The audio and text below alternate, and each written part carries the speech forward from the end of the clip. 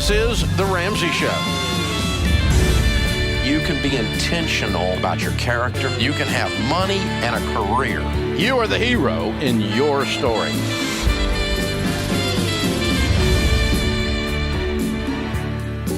Live from the headquarters of Ramsey Solutions, it's The Ramsey Show, where debt is dumb, cash is king, and the paid-off home mortgage has taken the place of the BMW as the status symbol of choice.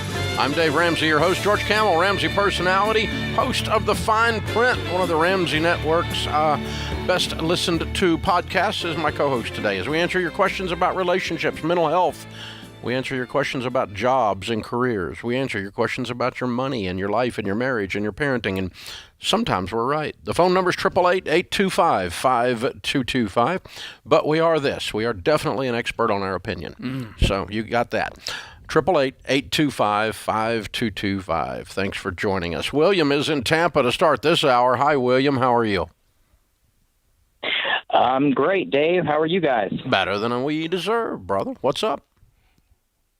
Hey, well, I am 42 years old, and I make about $48,900, and I shall be debt-free by the end of this summer. Woohoo! I'm excited. Yay! And I want to know, I know the emergency fund you say is 3 to 6 months worth of expenses, but what about checking, and how much should I keep in checking and my emergency fund? Like I said, my income's around $48,000, and I just want to know how much I should keep in both accounts once I'm completely debt-free. Sure. So, William, do you have a stable income? Yes, sir. I'm a teacher. All right, good. And are you married? No, sir. Single. Okay.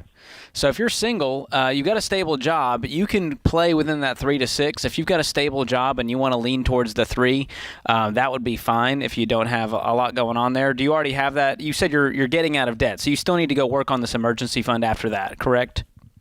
Correct, sir, yes. Okay. So once you have that 3 to 6 months on the savings side, on the checking side, you obviously have to have enough to cover all of your expenses in a monthly budget, but I'd also have a little buffer, a little foundation, maybe $500 where you go, all right, 500 is basically zero. That's kind of your new baseline so that you're not running into, a situation where you're overdrafting. Yeah, we do run a zero-based budget. We don't run a zero-based checking account, because that just life's too short, okay? So you do want to keep a pad in there of some kind. And, yeah, I'm with George. I think 3 months, and if you just take your paycheck for 3 times, I know that's not your expenses, that's your income, but that's not going to be that far off of your expenses, and that might end up to be 4 or 5 months of there. But if you had 3 months of your pay set aside, that would be probably in the 4 to 5 months of expenses set aside once you're debt-free. So, somewhere in there. The point is to be ready for a rainy day because it's going to rain. Dave, you need to be positive. I'm positive. It's going to rain. You need to get ready. All of us have stuff happen. And the weird thing is that if you have a big old emergency fund, it turns an emergency into an inconvenience. You start to have less emergencies. It's amazing. My favorite, George, was 100 years ago, it feels like now. It was probably 20-plus years ago. I was teaching a Financial Peace University class. This lady was sitting in there, and she said, "Oh, it's a GOK fund." And I'm like, "What?" And she said, "My grandmother raised me. We always had a GOK fund." And I said, "What's the GOK fund?" She said, "Well, it took care of anything. Like the car broke, we got the GOK fund. I had to have braces one time. It was a GOK fund." And she said, "My granny always just had the GOK." What is the God only knows. Oh, I love that. It's a great emergency fund. That's brilliant. Yeah, that's good. I like it. So I'm going with that. But the point is that most people walk around with absolutely no money in one of the wealthiest societies that the world has ever known, because we spend most people spend like they're in Congress. Yeah. I mean, it's just they're out of freaking control, and they don't have any money. And so all we're teaching you is a little bit of common sense here. Carry an umbrella because it's spring and it might rain. It won't cover the catastrophes, but it covers most of life's emergencies. And the weird thing is, when you're 100% debt-free other than your home, and you have that emergency fund, baby step 3 done, you quit having emergencies. Yeah. It turns into an inconvenience, and you go, well, I can take better care of my stuff. I can buy higher quality stuff. I can do maintenance on my stuff. And all of a sudden, you're not dealing with it. Yeah, when I started doing this, I didn't even know that part of it because I hadn't experienced that part of it. But you're right. As you build wealth, your car's better, and you don't wail the tire blows to get new tires, and you don't wail the brakes squeak to get new brakes, and that kind of stuff. And you're right. You're not. Everything's not a piece of junk in your life. And so all of a sudden, then crap doesn't break as much. And you're not waiting until you need a root canal to get your teeth looked at. That's a scary one. Well, I don't know about that one, but Have you had a root canal? No. Okay, good. Let's keep it that way. And you know what? I still have my wisdom teeth. Isn't that weird? A lot of wisdom. That's weird. I think I do too. That's why we're so smart, Dave. That's it. You and me, George. That's the secret, America. We have this cornered right here. All right. Terry's with us in New Hampshire. Hey, Terry, what's up? Hi, Dave. Hi, George. I'm so excited to talk to you. I'm a huge fan. Well, we're honored. How can we help? Thank you. I've been listening to you for 3 years, and I'm out of debt except for my home, which I'll pay off in under 4 years from now. So thank you for all your help with my finances. Way to go. You've taught me so much. So I've been a teacher for 22 years, and I'm thinking about retiring. Things are getting just, as you know, probably just really muddy and confused. So I have a choice to. Oh, wait a minute. You're like one of those teachers that wanted to teach and stuff. Yeah. Okay. Yeah, I wanted to teach kids. Yeah, you wanted to teach kids, and they got confused. About teaching kids. Okay, I'm with you. Yes. So my pension right now would be $1,800 a month for life. My district will also pay me $1,500 a month for 5 years, and allow me to keep my medical insurance till I'm 65. I need to know whether to take that $1,800 a month or take the lump sum, which is right now $110,000, and that's after 22 years of contributing. So I know you always say to take the lump sum, but I used your calculator, and if I were to invest that $1,800 a month, I would come out a lot better. So what do you think, Dave? You'd come out a lot better until you die. Until I die, exactly. And when you die, they keep all the money in the pension. And when you pulled it out, it's in a mutual fund in your name, and your heirs will get that $110,000. It doesn't die with you. Yes, they did. I don't think that 110 is going to produce $20,000 a year. That's a pretty good trade-off. They've got that discounted pretty heavily. So you're right. I don't think you're going to get $1,800 a month off of $110,000 invested. That'd be a 20% rate of return. So I think you're going to take a loss on your monthly income if you take the lump sum, but the long-term play is to take the lump sum. Do you need the $1,800 a month to exist? No, I wouldn't, because I would be getting a second career. So I could just invest it. I'd take the lump sum. Then I would roll it, and I roll it to a traditional IRA. It will not produce the same monthly, but believe me, the pensions run. They have actuarial tables, and they run the numbers out as to how they're projecting your death in these numbers. Okay, and they know they're coming out ahead, and so I'm always taking that lump sum, and almost always it works both ways. Better off with the income and upon death. In this case, it's only going to be upon death. But I'm still taking it. And if you keep it, you get to have that for as a legacy, to your family that inherits that IRA or whatever it is versus the pension. You reach 65, you can do a lot of stuff with it. You can do, at 59 and a half, you can do a lot of stuff with it. A lot of options. Yeah. This is the Ramsey Show.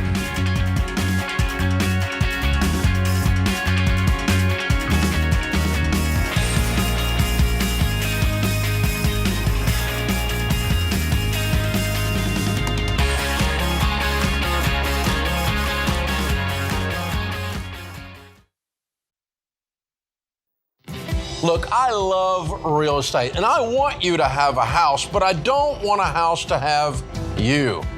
That's why you need to get in touch with Churchill Mortgage to make sure you do this right. These guys are awesome. They'll help you get on a smarter mortgage plan because they're committed to doing what's right for you. That means they check in every year with free consultations to help you stay on the right plan. They show you how to save money and interest so you can build wealth faster. They walk you through the total cost of your loan so you can make the best choice. Basically, they care. That's why we call them Ramsey Trusted. You can achieve debt-free home ownership, and Churchill is here to help. Go to their site, churchillmortgage.com/Ramsey, to start your approval or get more information.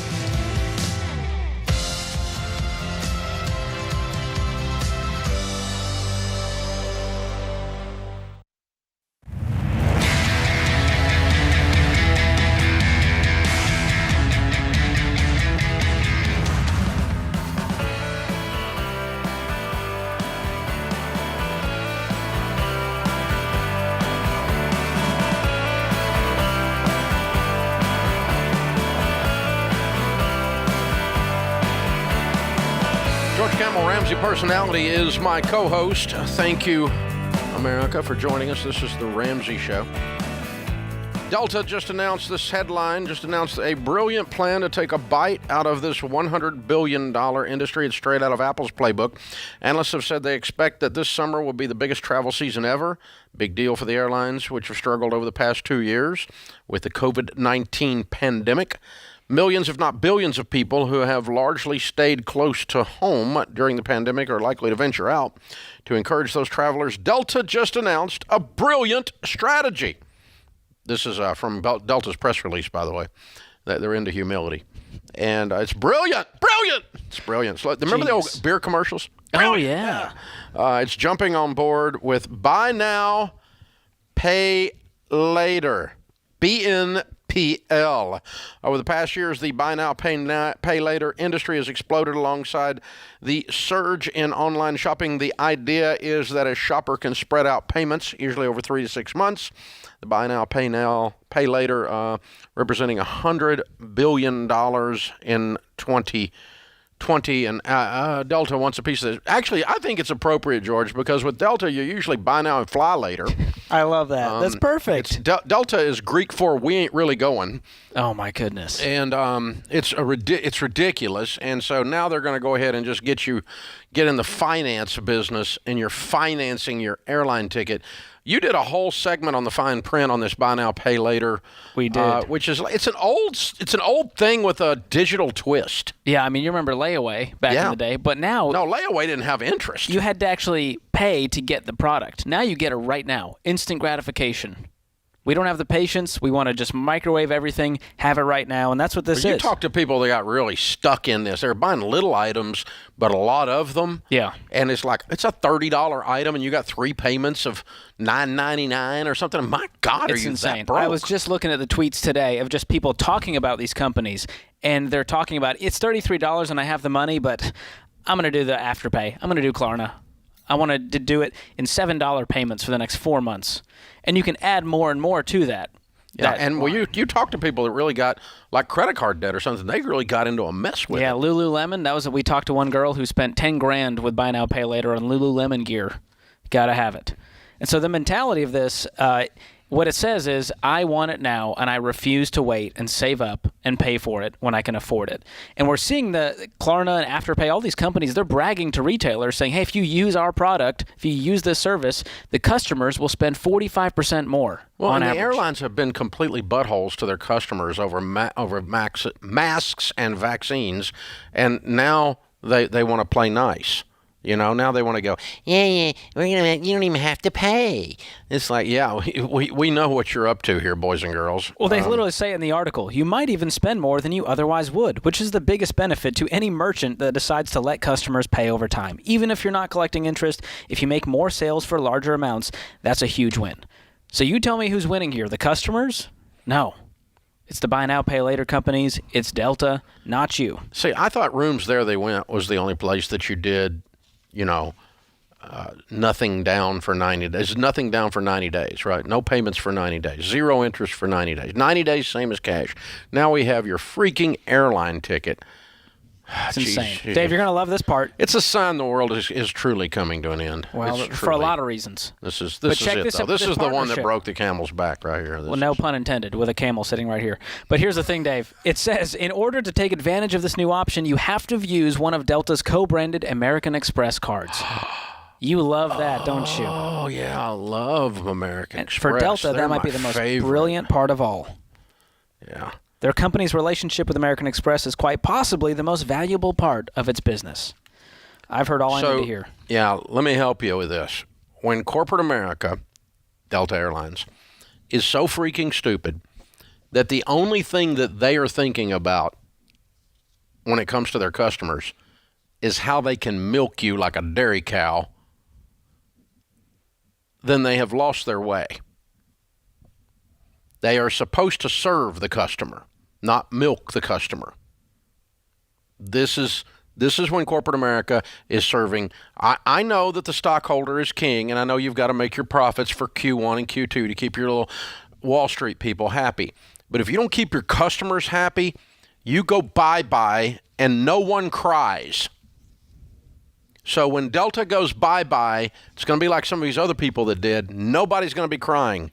As a matter of fact, we may be doing a little Ramsey dance in here. Ooh, I we'll like have to that. invent that, but it's not invented yet. Are you going to do the dance? We don't. You can't see it because it's not been invented yet. Okay, so, we'll film it for when we TikTok. come up with it, George, you'll be the first to see it. Thank you.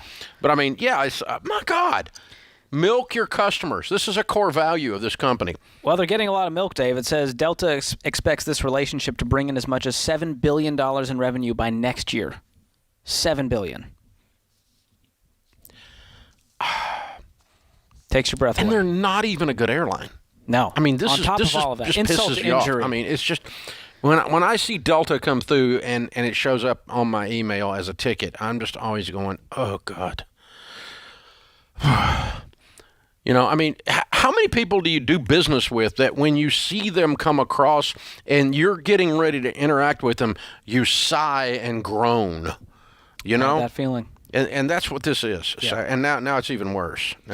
So, yeah, guys, you brought this on yourselves, and as long as you keep screwing your customers, we're going to keep talking about you, and it ain't going to be nice.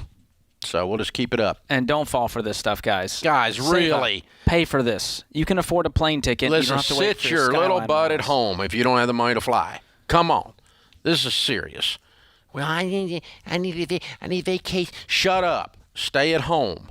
If you don't have the money, stay at home. Dave, that hurts people's feelings. I when you know, say it like but I'm that. concerned about people's feelings. I've always been concerned That is about true. people's feelings. It's a big thing with me. So no, I want you to have a good life. I don't give a crap about your feelings. I want you to win. I want you to retire a baby steps millionaire. I want you to be able to leave an inheritance to your children's children, not Delta's children. That means I can't do my Instagram post from Cabo, Dave.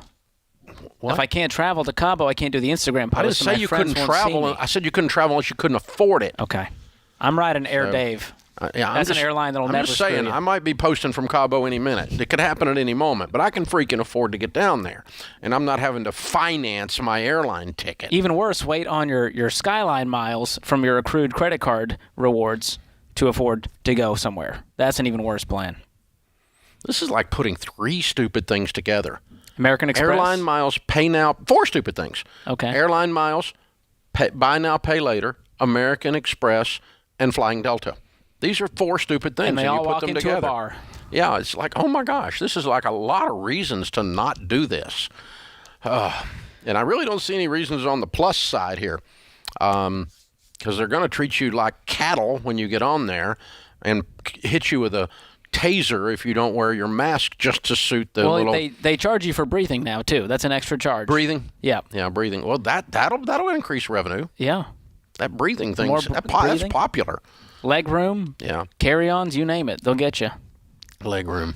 Yeah, that's one you struggle with. That's true. That's one of the many benefits of being as small as I am. Plenty of leg room. I stretch out, Dave. You don't have to have that issue. Yeah, that is a benefit. It really is. Thanks It's for letting me see the silver lining there. Well, I mean, That's what you're here for.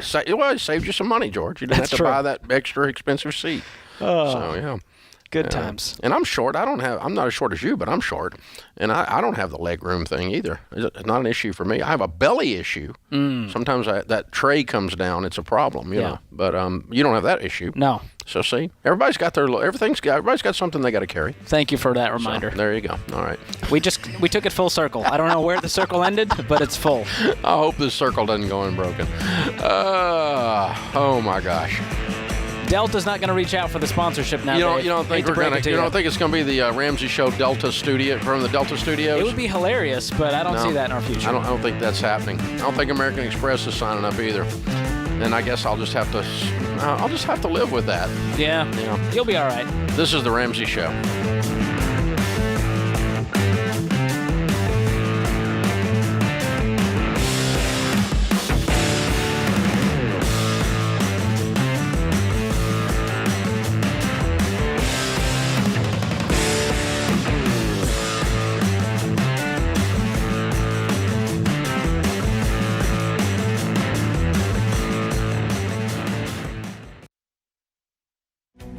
If you're looking for ways to update your home without blowing the budget, I've got it. For years, I've been telling you about our friends at Blinds.com. Blinds.com makes it simple to shop top quality blinds, shades, and interior shutters from home with easy online ordering and free shipping. With Blinds.com, there's no need to renovate your entire home. Just change out what's on your windows with upscale choices like faux wood blinds, cellular and roller shades, or even outdoor shades. Plus, Blinds.com guarantees the perfect fit, whether you do it yourself or you have them measure and install everything for you. Shop their latest looks and see how much you can save at Blinds.com today. The easy and affordable way to make your home more beautiful is Blinds.com.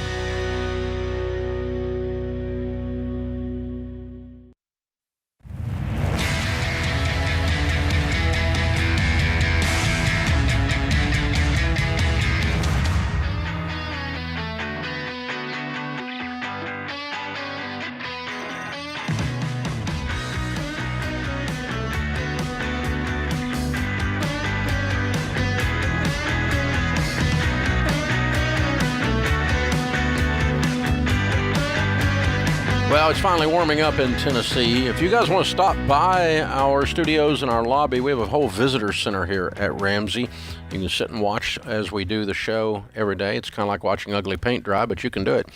And we have free coffee and free homemade cookies, and whoever's on the show comes out at the commercial breaks and signs books and takes pictures and whatever else, and say, hey, we love seeing you guys, and if you're out and about, there's absolutely no charge. We pay for everything. We want you to come in here and just enjoy yourself and see what all's happening here. The debt-free stage is in here where people do their debt-free screams in person. Sometimes they call in, but you kind of get to come in here and see all the stuff, and it's quite an experience. It's become a tourist destination site here in Nashville, a little south of Nashville, actually, in Franklin, Tennessee, beautiful Franklin, Tennessee. So come out. We would love to have you anytime. And now that the weather's breaking up, some of you are getting out and about, and most everybody's open and moving around now out there. We've been open and moving around over here for a while, but so we're not freaked out, but we still have people kind of walking in looking like, is there something? Is it okay? Yeah, it's okay. It's okay. We'd love to have you. And so come on. Hold on. Am I the ugly paint? I'm just putting two and two together here. No, I've been the ugly paint for 30 years. Okay. So I'm the pretty paint then. You're the pretty wallpaper. Thank you. So there you go. But it is fun. I always love meeting our guests. There's no pretty paint, but you're the pretty wallpaper. Oh, half the guests here are going, hey, Dave, we're moving here. Everyone's trying to get to Tennessee. Yeah, that's true. And we actually are, we have a little quiz you have to take before you can come to the state, and it involves you learning to vote correctly because we don't want you bringing your crap over here and screwing up our wonderful state. So if you're leaving over there because it sucks, don't bring your vote when you come, okay? Unless you know how. We're going to teach you. We have a little remedial voting class. So it's a one-question pop quiz. Yeah, well, it's just, well, it might have a few on there about common sense and stuff, too, because that's good. We need that. We're around here, we've been known to believe in the First Amendment and the Second Amendment and the Third Amendment, the Fourth Amendment. We believe in all the amendments and the Constitution and stuff. And so, and you're liable to see that around, and it's shocking to you if you're not from an area that you see that kind of stuff. So those things pop up around here, the free speech thing, and someone might be armed, and it's a different world for some of you. So, but we'd love to have you visit, and if you want to move here, we'd love to have you. We are Southern hospitality, but yeah. So you're right. Half the people are like, "Hey, we're looking at houses today." Yeah, okay. That's we know. And we live. This is the most expensive county in all of Tennessee. Where it's this the headquarters 11th wealthiest county in the nation. Wow. This county. Yeah. I tipped the scales. That was me, Dave. I'm sorry. Yeah, it's well, I mean, we knew you were here for something. Well, and it's all the country artists too. They're all around here. Half of them. Yeah, they're all around here, but that's not what it was. So, but anyway, some of them have some money. Yeah, some of them used to have some money. The ones that you're friends with. Yeah. You've taught them well. Well, I don't know. John Rich is doing all right. It's the name, but yeah. So, open phones at 888-825-5225. Ryan is with us in San Antonio. Hey, Ryan, how are you? Hi, Dave and George. Thanks for taking my call. Sure, what's up? I've got a question about an underperforming mutual fund in my 401k. A little backstory: about 12 months ago, Define underperforming. It's out of all the mutual funds options in my 401k. The last 12 months, it's been pretty much the worst performing mutual fund. And what category is it? What category of fund is it? Small cap. So I guess, does that translate to aggressive? Aggressive. It's a small cap. Yeah. Yeah. Exactly. And 12 months ago. So how does it compare to other small cap funds out in the world?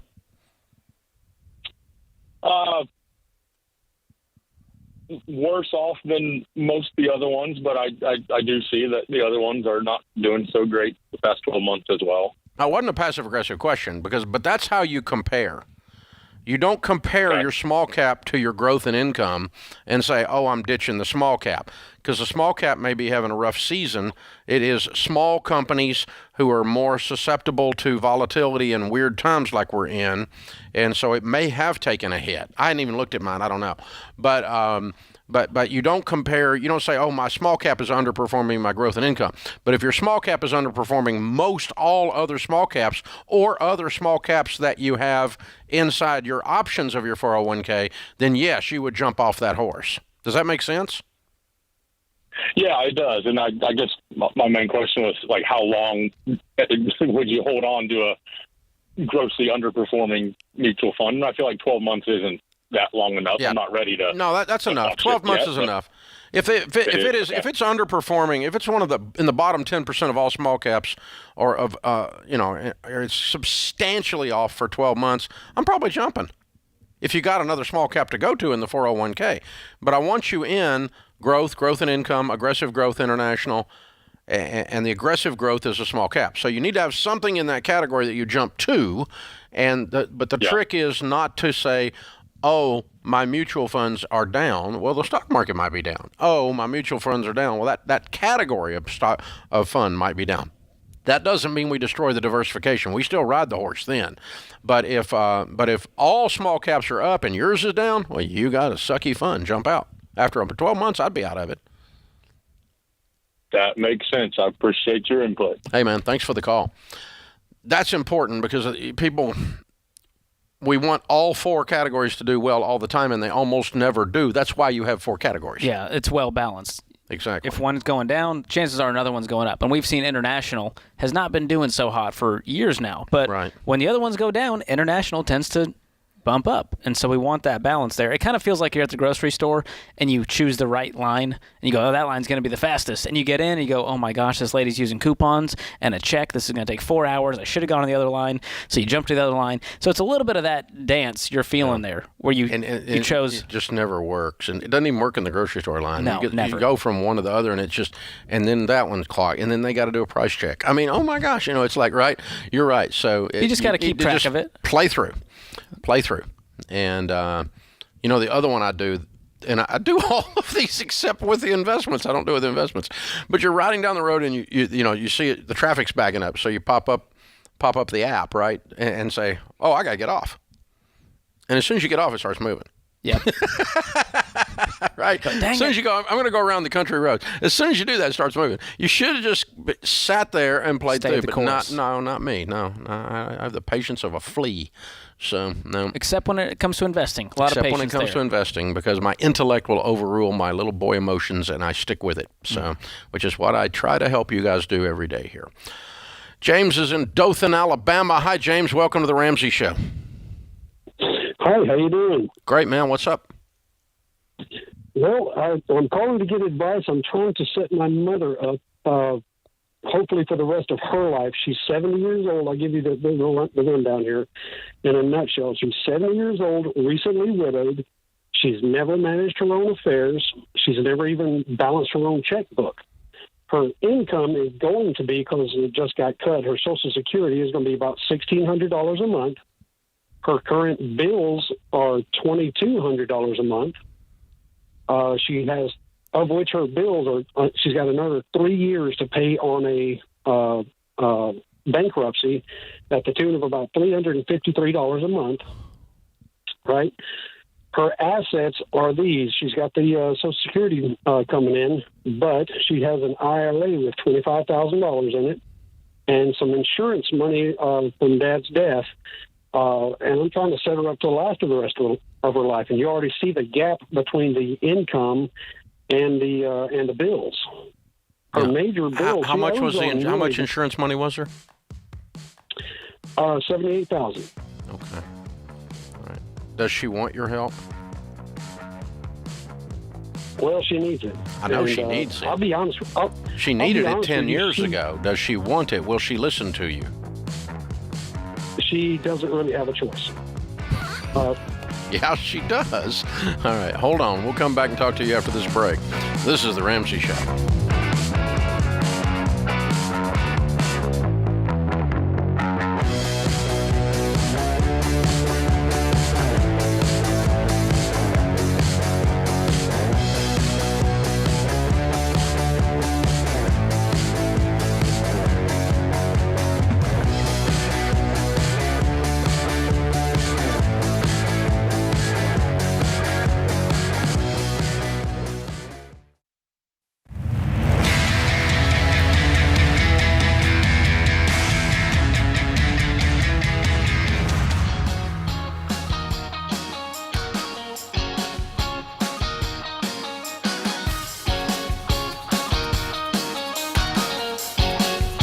George Camel Ramsey Personality is my co-host today. Thank you for joining us. We're talking with James in Dothan, Alabama. His father just passed away, left his mom $78,000. She's got $25,000 in an IRA.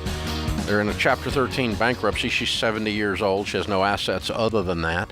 Has a little bit of income from Social Security, but it's not enough to pay her bills. And he said she's got to have to change some things, and that's where we were talking. Is that a fair summary of what you told us so far, sir? Yes, sir, that's a fair summary. And to answer your question from before, yes, she is willing to accept my help. Okay, that's good.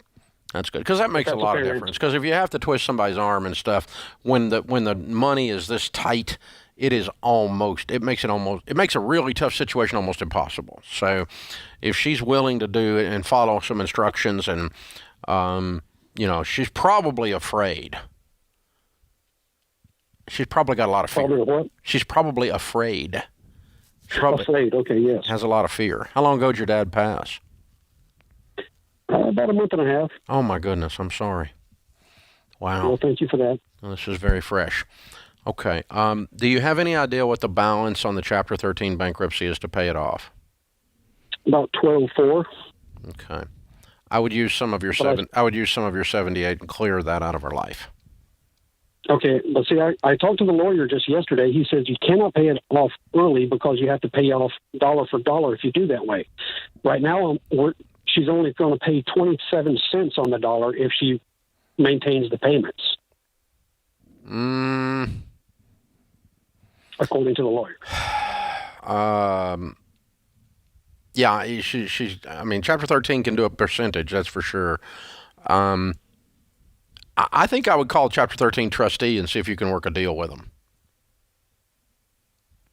Because okay. I don't think that's the law. I think that may be a standard, but I think that can be done to get on out of this. If it can't, then you're going to have to sit and pay it out, because 27 cents that's a 75% increase if you don't write it out, right? Right. So you got to write it out. So the smart thing is to keep the payments, but you've got that $353 monkey on your back for the next 3 years. Yeah. She'll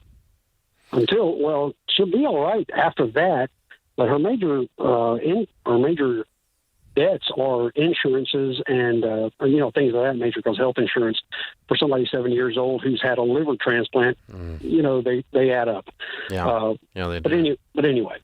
So I think you get down on her budget and comb through it. You help her handle the monthly expenses. Does she have any debt that's not in the Chapter 13? No. No car debt that's in the car debt's in the 13 then? No, everything's paid off. I mean, everything. I mean, she's doing the best she can. Now, she does have some things in her budget that I would say she needs to get rid of. And and what I'm referring to is she has access to a property and she pays the light bill at that place. And I told her she needs to get out from under that, because there's $60 a month, which isn't a tremendous amount of money, but it helps. Access to a property. What does that mean? It's family property, and she's agreed to pay the power bill to it for access to it. Oh, I see. Does that make sense? Yeah. Okay. But she doesn't own it. But she doesn't own it. No. Okay. No, she doesn't need access. She's 70. You have access to the public park. Yeah. So that she can't afford it. She's a widow that doesn't have any money, and this is a horrible situation. All right. So I'm going to call the 13 trustee and see if you can get on out of this. If not, here's the deal. It's $4,000 a year for 3 years. It's $12,000 is the full payout on it of the 78. I'm just going to bank that to the side and use that little savings account to monthly subsidize her income to offset the bankruptcy being there if you got to pay it all the way through. Does that make sense? Yes, makes absolute sense. And then the rest of it, I'm going to start piling up and trying to create a way for her to have a life as best she can. Do you think she would benefit from going through Financial Peace University if you sat and went through it with her, if I give it to you? Yeah. Okay. I don't see. Well, she'd absolutely benefit from it. And I want to throw this at you, too. We've been talking to a financial advisor through the bank that she banks with. And he's trying to push her into an annuity. No. She puts her... See, and I saw your video on annuities, and I said, you know what, he's going to shoot me straight. But she'll also don't like do financial advisors that work at banks aren't real financial advisors. They're bankers. They're salesmen selling you products. Yeah, so you need to get away. Here's what we're going to do. All right, I'm going to give you Financial Peace University for her to go through free. We're also going to give her free coaching with one of our coaches that'll give real advice. That isn't trying to sell anything. Okay, and I'm going to pay for all of it. We're going to take care of her. I'm supposed to take care of widows. I'm a Christian, so that's what we're going to do. All right? So you're the man. Appreciate so we'll give you all of that, and then your job is to get her to those people and listen with her, so because she may need an interpreter, so to speak. She may need someone to speak it back to her later, but we'll walk with you. And then if you need investment advice, which I don't think you need much of, get with one of our SmartVestor pros, and they're not going to put her in an annuity. She does not need to be in an annuity with this amount of money, and with this situation at all. She needs much more flexibility than that is going to give her. And really, really dumb butt idea from a bank investment advisor. Hope I wasn't unclear, George. Very clear. Okay. Loud and clear. But yeah, we need to get the coach to give you some next steps, and that's where he can come in and help with some of the homework of, trying to get all these expenses down so that we can live off the $1,600 long term. Yeah. Yeah, that's the thing. And I don't, it can be done. I don't know what the rest of the budget looks like, but getting that bankruptcy cleared is there. That's really sad. It's a tough situation. Yeah, it is. And those situations, when I hear them, I have two sets of emotions, and I have for 30 years. Set of emotion number one is I feel so bad for her and for the situation that she's in, and I want to help her. But situation number two is it reminds me how important it is for me, you, and everybody out there listening to not end up in that situation. Yeah. To be 70 years old and broke. There's no reason to be there. And it's not to shame her or beat up on her, but that motivates me to not let any of you guys be there. We gotta, if I have to make you mad, if I have to, flop around and do whatever it is we do around here to get your attention, to get you to save some money and get out of debt and get on a budget so that you don't end up in bankruptcy at 70 years old paying bankruptcy payments. And your son's trying to help you work through this. Oh my gosh, that's not where you want to be. And I know it wasn't where she wanted to be, but the thing is, you make enough money to not be broke if you quit spending it all. Hello. This is really not rocket science. And so when I first started this stuff and when I first started my wealth building journey, I use those situations as motivation. I'm not going to be that person. And it's not to talk bad about them, and it's not to be mean about their situation. I'll help them. I love them. I'm sad for them. But I'm also going to use that as a motivation. Is I don't want to be there. Not in the richest country the world has ever known. Yeah, there's too much opportunity, and it's not hard. The stuff we teach is so simple, and people want to overcomplicate it and do the get-rich-quick. But we say, if you just do this for 30 years, you're going to be a millionaire. That's it. It's that simple. So we get a lot of calls like this where you have the kind of sandwich generation where the son, he's trying to take care of his family, but he's also trying to take care of mom or dad who didn't handle money the right way, and now they're in a pinch. They want to help, and you could hear it in his voice. He's got a heart to help mom, but there's not a ton he can do. We can't just bankroll their life either. Well, it starts to be your only option pretty quick. So when social insecurity is what you're counting on, that is Bad situation. Hey, folks, when the team gets together at Ramsey Solutions, we talk about our mission to change situations like that, to change America's toxic culture, toxic money culture, toxic relationship culture, toxic job culture. And the folks here, they don't work a job. The folks on our team work in mission.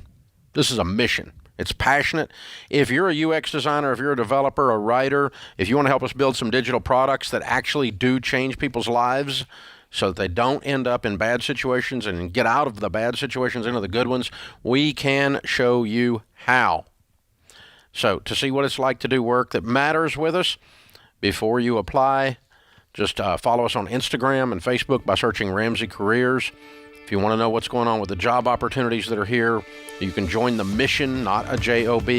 Go to RamseySolutions.com/careers. We're hiring about 300 people this year. RamseySolutions.com/careers.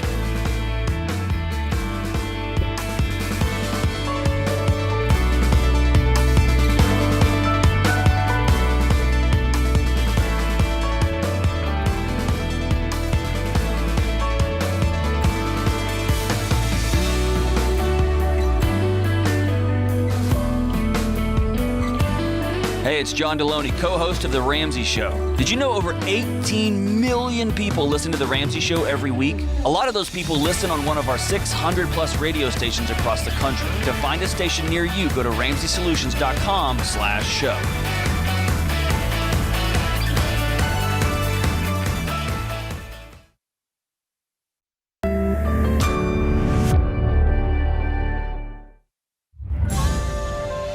This is The Ramsey Show. You can be intentional about your character. You can have money and a career. You are the hero in your story.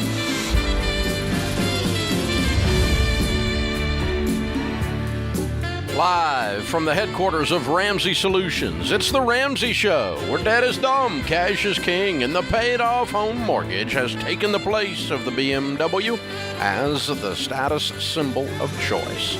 I'm Dave Ramsey, your host. George Camel is with me as a Ramsey personality, as my co-host today. We're taking your calls about your life, your money, your career, your relationships, your job, your everything in your life. Marriage, parenting, we talk about all of it right here. Open phones at 888-825-5225. Ryan is in Salt Lake City. Hey, Ryan, welcome to The Ramsey Show. Hey, Dave and George. Thanks for taking my call. Sure, what's up? So my wife and I are just about to graduate with our bachelor's degrees. My wife actually will have two at the end of April, and I'll have one. Hers will be in nursing, and mine will be in exercise and wellness, and I'm about to start chiropractic school in Texas. Now, my main question has to do with how to tackle the student loans of chiropractic school as they come. I've listened to a lot of your shows on YouTube, especially the ones having to do with chiropractic school, and I know you don't have the highest thoughts about chiropractic school, but I am anticipating taking about $100,000 to $120,000 in student loans. And the reason that that's lower than what the average would be for chiropractic students is because I've received about $32,000 in academic scholarships for chiropractic school, and my wife will have a job of about $60,000 a year as a nurse. And so those are my main questions. Okay. Also, I don't know if it matters. It does matter. My savings is about $35,000. Okay. How much debt do you guys have from the schooling so far? We currently have no debt up until this first semester of chiropractic school. We took out $10,000. Okay. Why, when you had $35,000 in the bank? We wanted to keep it there as a safety blanket if, when we got to Texas, we wanted to get a house, or also keep it there if down the road, once I start my business, we have it there for startup costs. Mm-hmm. Okay. Well, I disagree with your strategy. Number one, I wouldn't buy a house while you're in the middle of all this. You're talking about going $120,000 in debt to go to school, meanwhile buy a house, and meanwhile keep $35,000 to the side to build a business later. No. No. And effectively, what you're doing is you're borrowing money, not for school, but effectively you're borrowing money to keep money in your savings account, and you're borrowing money to open your business later. You're borrowing money to put your down payment on your house. That's effectively what you're doing. So, no, if I were you, if I woke up in your shoes, and I don't think you're going to do this, because I think you're going to do your plan, but so I'm not real sure why you called, but I would take the $35,000 and put it towards chiropractic school. I'd be working while I was in chiropractic school. I continue to work on more scholarships, and I would, your wife's going to be picking up a bunch of overtime to pay for your way through this school, and I'd come out of chiropractic school with no debt and no house. That would be my goal. Yeah, I'm hearing talk about safety and wanting to feel safe, and all of this debt is not putting you in a place of safety. It's putting you at a place of risk, and when you get out, you're going to feel broke, even as a chiropractor, even with a great income, because you're broke, because you're making payments on $130,000 of debt at that point, while paying a mortgage payment, by the way, and property taxes and insurance costs and home maintenance costs. So now's not the time to be buying a house. I want you to get your career on the right foot, pay cash for this thing, and later down the road, then we can get into a house. So if I could put two of you on two separate tracks, and let's see who wins. Your track or the track I just outlined, where you use every dime you can scrape together and you pay cash and you work your way through beans and rice and beans, and you do anything you can do to create an income to get your way through, but you don't have a house and you don't have money to start a business when you come out, but you don't have any debt, versus the plan that you've got, where you've got $120,000 worth of debt, $35,000 in the bank, and you got a house, which means you don't have $35,000 in the bank anymore, and your expenses have gone up. If I can take either one of those two guys and I fast forward them 10 years, my guy will win. You'll end up with the house and owning your business. You might have to work for someone else for a season to save up the money to start your business. You might have to work for someone else for a season to get the house bought, but you won't have any debt hanging around your neck, and every dollar you make will be free for you to plow into your future in cash, and you cash flowed the whole thing.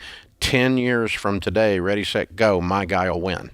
It reminds me of the tortoise and the hare. Classic story, but we got to move slow here. And I think there's a lot of lies that we've believed, especially the younger generations, that, Dave, we deserve a house. We've worked so hard to get through school, and we just deserve the right car. I didn't even hear entitlement in his voice. I just heard he was trying to be wise, and he's trying to do all these smart things, and he's trying to do three different things that are smart in his mind and doing them in the wrong order. School, house, start a business.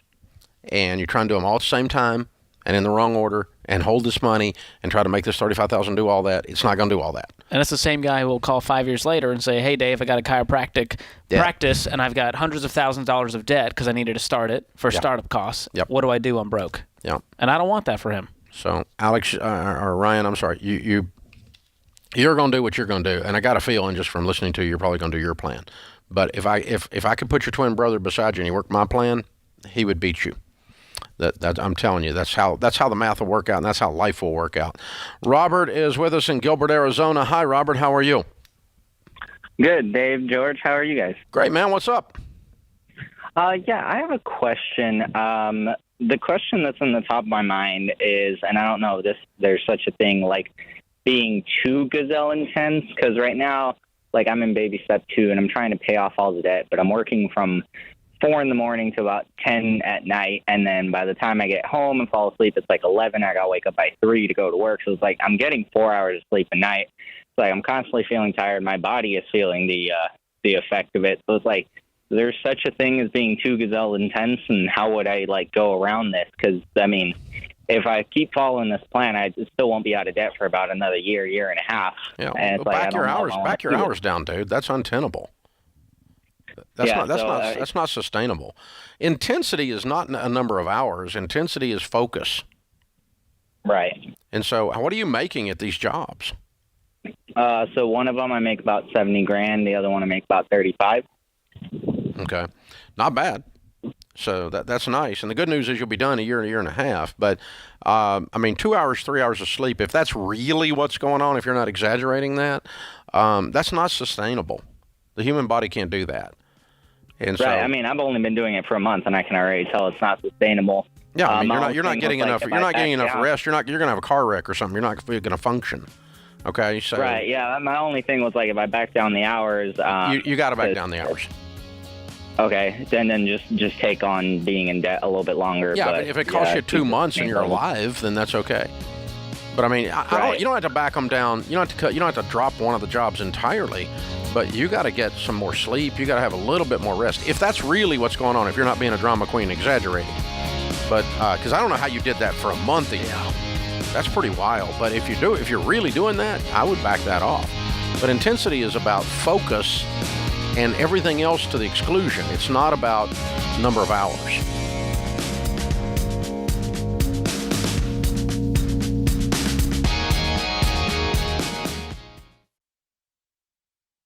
Chaos. That's what it can feel like when your business is growing so fast you've outgrown your financial and accounting software. The faster you grow, the more likely you are to lose control of the numbers. And here's the reality. If you don't know your numbers, you don't know your business. That's why we use NetSuite by Oracle, the #1 cloud financial system. Over 28,000 companies use NetSuite by Oracle, including Ramsey Solutions, because NetSuite gives us a single view of everything we need to make daily decisions. Whether you're making a few million to hundreds of millions a year, NetSuite gives you the visibility and control of the things you need to grow, like your financials, inventory, HR, planning, budgeting, and more, all in one dashboard. Go to netsuite.com/Ramsey right now to get their free white paper. Jumpstart your CFO career.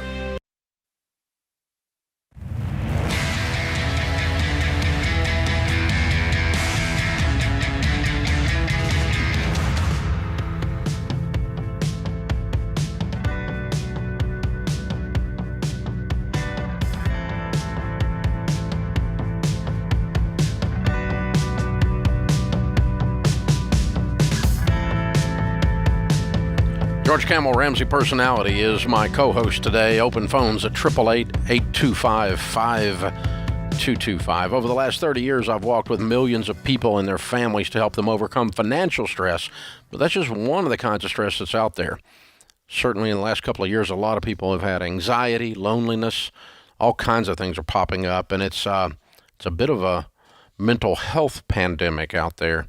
Dr. John Deloney has a new book available for pre-order called Own Your Past, Change Your Future. It's selling like crazy. Everyone wants and needs to know about Dr. Deloney's not-so-complicated approach to relationships, mental health, and wellness. And you're in for a treat. This book is a life-changing book. It's pretty stinking incredible. Own Your Past, Change Your Future. You're going to laugh. You're going to cry. You're going to be challenged. I was when I read the manuscript. And if you take the steps Dr. Deloney outlines, you're going to be transformed. How to deal with different kinds of trauma, how to get connected to a community, the steps you take to change your thoughts and actions. Yes, this is all possible. Your mental health is real, and it's really important. So pre-order today. You're going to get free bonus items, including a month of free one-on-one weekly therapy through our friends and partners at BetterHelp. Who does that? A whole month. Well, that's included in a $20 pre-order for this book. We want you to have everything you need to be well. So pre-order your copy. Comes out in April of Own Your Past, Change Your Future. It's only $20 while on pre-order, and you get the month of one-on-one therapy from BetterHelp. So check it all out at RamseySolutions.com today. I'm Dave Ramsey, your host. George Camel is with us. David is with us. David is in Louisville, Kentucky. Hi, David. How are you? I'm doing well, and thanks for taking my call, Dave and George. I appreciate your guys' wisdom and opinion, so Sure. I'll try to be brief. Okay. And a little groundwork. I'm an over-the-road truck driver. I am out 5 days at a time, and I have rotating weekends. My wife works full-time.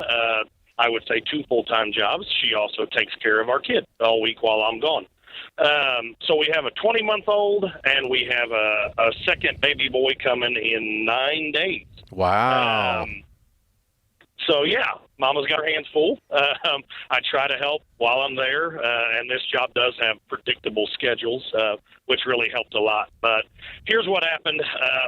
There's a lot of relational stuff and a little financial thing, but I do wonder your thoughts on the financial thing. So when we put the second car seat in the, she had a small SUV, I was the one who said, this thing's a little tighter than it needs to be in here for you happening to pack them out in and out all day by yourself. We might look at some other options. So we talked about it, could not agree on makes, models, anything. I'm looking at minivans. She's looking at SUVs. We actually went and physically looked at some cars just to get some ideas, try to compromise on things. And there was a little compromise on cars, different makes and models. And then we were trying to figure out what would be realistic in our range with the trade and all that. And there were several, we both got a little sticker eyeballs there and then tried to back away from that. And there were several talks about, we're not going to finance anything different than where we are now to get into the vehicle we need to be. A lateral move is fine, but we're not going to go backwards. Next thing I know, Saturday, she sends me pictures of this van that she just went and picked up and financed $10,000. We owed $5,000 as it was on a car, and we had the money to pay it off.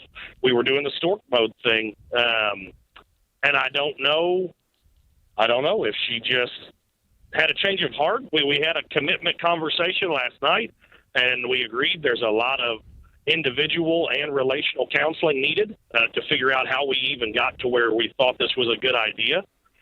My thought on the financial side is we turn right back around and sell that van. And whatever the gap money is between the sell and paying off the loan, that's what we go by. She seems to still think, I don't know at what level, that this was a good idea and that we should keep it. That it's just $5,000 further backwards, and that we can pay it off if we buckle down. So I'm curious what your thought is there. Wow. Well, I'm vacillating between this lady's completely overwhelmed with two little babies. She's pregnant, and the fact that she completely lost her dadgum mind. And That's went again, and went against everything in the relationship, lied to her husband, and acted like she wasn't even married. So, I mean, part of me is sympathetic to where she is and how overwhelmed she is, and I get all of that. But part of me is really ticked at her right now. And I suppose you're probably 10x of both of those. Exactly. And I do understand on the one hand, not necessarily a van, but a bigger vehicle is the right choice of vehicle. The loan is completely separate from that. Well, and this decision-making process that is completely out of control, you're not going to ever have anything financially until we solve whatever is broken there in her mind on how relationships work. So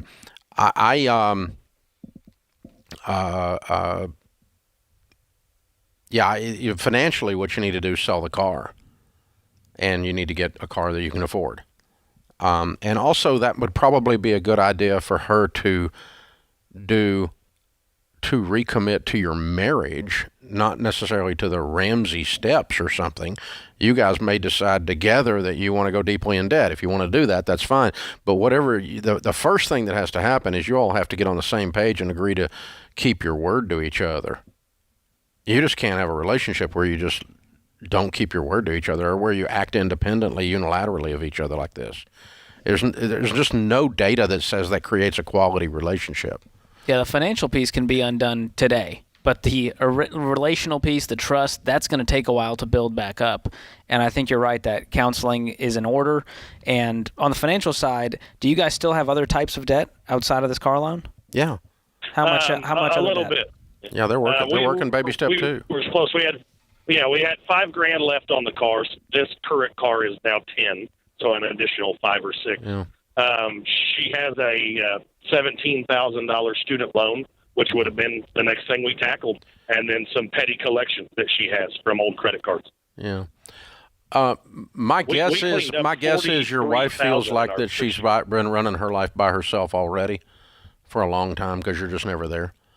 And she feels abandoned, and she just had to do what she had to do as an abandoned single mom. I'm thinking that's where she is emotionally. You don't feel like that's where she is, but I think that's where she thinks she is. I agree with that. That's probably pretty fair for how she feels emotionally. I guess my concern is, and I don't downplay that at all, but at least relationally and financially, we agreed to be on the same page, and then you went and did. Yeah, I mean, I'm livid of her breaking her word and just doing this, but I'm trying to figure out what level of distress she must have been in to do that, because it sounds like you all had very clear conversations, and then she just went and did whatever the flip she wanted to do anyway.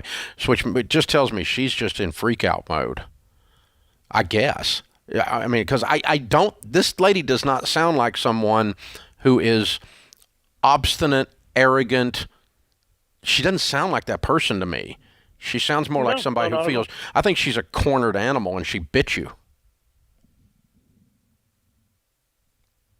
You know what I'm saying? Yeah. That's how it feels. So you got to get to the bottom of that before you can fix this van thing. The van problem is the symptom. It's not the thing. So, it may be, dude, you're coming off the road and you got little babies, and she's overwhelmed, and you may be coming off the road and doing something else so that you can be there for your family for a season. I don't know. But I do know you need to sit down with a marriage counselor for sure. I'm not qualified to unravel all this. I can kind of get on her side for a minute, but there's no way to justify what she did on the other hand, so I can get on your side and be pissed about it too. I get it. I understand where your head is, but I'm trying to figure out what caused this so it doesn't happen again. That's the thing, because if you don't break this, you're going to be broke your whole life. So, yeah, sit down with a good marriage counselor, my friend. This is The Ramsey Show.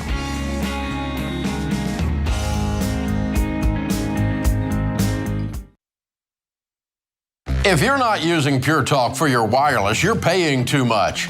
Pure Talk gives you the same great 5G coverage on the same 5G network as one of the big guys for half the cost. The average family saves over $800 a year. Go to puretalk.com and choose the affordable plan that's right for you. With their 30-day risk-free guarantee, you have nothing to lose. Go to puretalk.com and enter the promo code Ramsey to save 50% off your first month.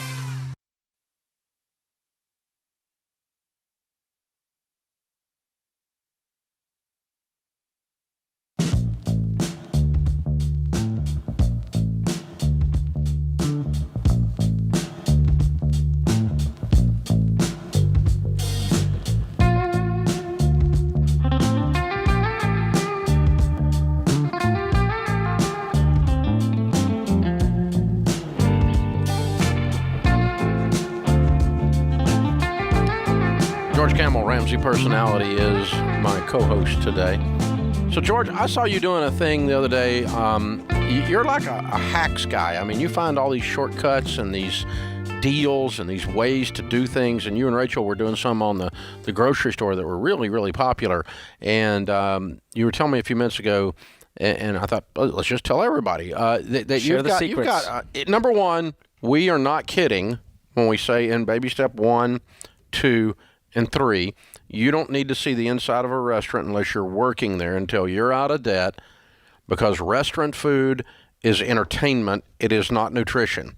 If you want to spend 1/4 of what you spend at the restaurant, you will have a better meal when you learn to cook at home.